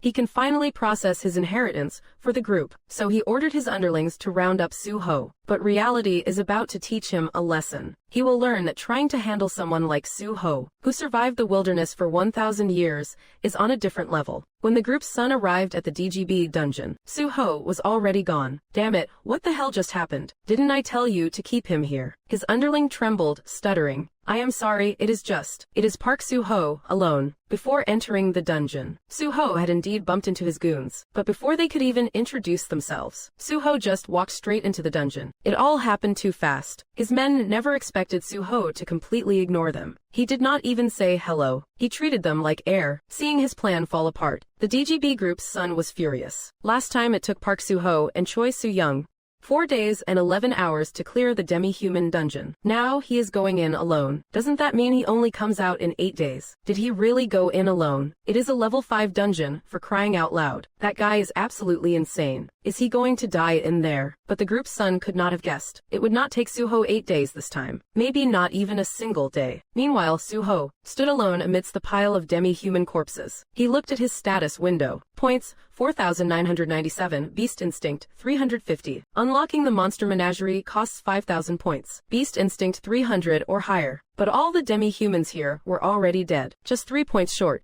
Suddenly, a dull thud echoed. Are there any left alive? Wasn't this just giving him free points? Soo-ho cracked a slight smile. He activated his tracking skill. Among the bodies lay one semi-conscious demi-human warrior. Soo-ho leapt, finishing the surviving demi-human with a single axe swing. You have gained 23 points. Confirm unlocking the Monster Menagerie. Looks like Soo-ho will have his own pack of wolves soon. Just like his 1,000 years in the savage world. How could he own his own wolf pack? He just needed over 5,000 points. Soo-ho unlocked the menagerie without hesitation, only to find 24 beasts already inside. 1 pigeon, 1 mongrel, and 22 gray wolves. The gray wolves were from the last demi-human dungeon raid. The mongrel must have been the little white one. I never thought the little guy was not a dog. Through the status window, he could even summon his tamed beasts. This is truly magical. He saw a group of demi-humans charging at him. Park Soo-ho decided to test this feature. Lightning flickers in his hand. Beast taming. A flash of blue light streaks past. The gray wolf is instantly teleported to Park Soo-ho's side. Then it charges at the demi-humans. Park Soo-ho chases closely behind the gray wolf toward the demi-humans. For 1,000 years in the world of beasts, to protect his throne and territory, he fought side by side with wolf packs every single day. He was already well accustomed to this kind of pack combat. The persistence and ferocity of the wolves also forged his own character. Let us tame 100 of them today. Meanwhile, the young master of the DGB group received a call from his subordinate. What, Park Soo-ho is already out? Didn't he enter alone just a few hours ago? How could he be out already? Are you saying he went back in again? The young master could not believe it. Park Soo-ho coming out of a level 5 dungeon in just a few hours. But what he could not believe even more is that this was the third time Park Soo-ho had gone back in. He even suspected his subordinate might be lying to him. What exactly is up with this guy? How am I supposed to believe what that guy says? Nevertheless, he still called Song Tian-hong, ordering her to wait outside the dungeon for Park Soo-ho to emerge. Inside the dungeon, Park Soo-ho effortlessly dispatches a group of demi-human warriors. He effortlessly dispatches a group of demi-humans. It is no longer the struggle he faced the first time he entered. He tears his way through to the demi-human fortress. Seeing a dense volley of arrows flying at him, Park Soo-ho recalls his gray wolf and merges with his pigeon ability, sprouting wings of his own. He swoops up onto the fortress. With a flick of his palm, a tornado erupts once again. The tornado erupts again. Another wave of the hand, the tornado rises again. The demi-human warriors are blown away into the air. But just then, a massive silhouette leaps down from the tower top. It is the chieftain of this place. Park Soo-ho hurriedly tries to summon a beast from his ranch to transform. But both the pigeon and the little white one are still recovering. I will go with the gray wolf this time. Gray wolf it is, 2.00. Gray wolf it is. He chose the one with the highest power stats among them. The one with the highest power stats among the gray wolves. The one with the highest power stats among them all. Back at Park Soo-ho's ranch, the gray wolf is engulfed in blue light. It suddenly begins to float. Park Soo-ho, transformed as the gray wolf, strikes the chieftain's face. He uses a tornado to send it spinning into the air. Then he delivers another claw strike to cut the chieftain down. He slams him straight into the ground, creating a giant crater. Park Soo-ho descends rapidly from the sky. He lands with both feet, crushing the chieftain deep into the earth. That is way too much bullying. To think a proud fortress chieftain, a proud, noble fortress chieftain, did not even get a chance to fight back. He finishes off the chieftain. Park Soo-ho levels up again successfully, and the portal has already opened. Park Soo-ho makes a beeline for the exit. He has successfully tamed another batch of gray wolves. But the moment he got outside, Park Soo-ho almost tripped over himself. Merging with the gray wolf brought some side effects, but merging with the little one never caused issues like this. Beasts in the ranch, 88. One more run and I can tame 100. And then I can upgrade the ranch. But just at that moment, a gentle voice rings out. Excuse me, are you Park Soo-ho? Everyone thinks Song Yi-mei, sent by the group's young master. Press 1 if you think she is beautiful. Press 2 if you do not. Press 2 if she is not your cup of tea. If you do not know who she is, guess for yourself.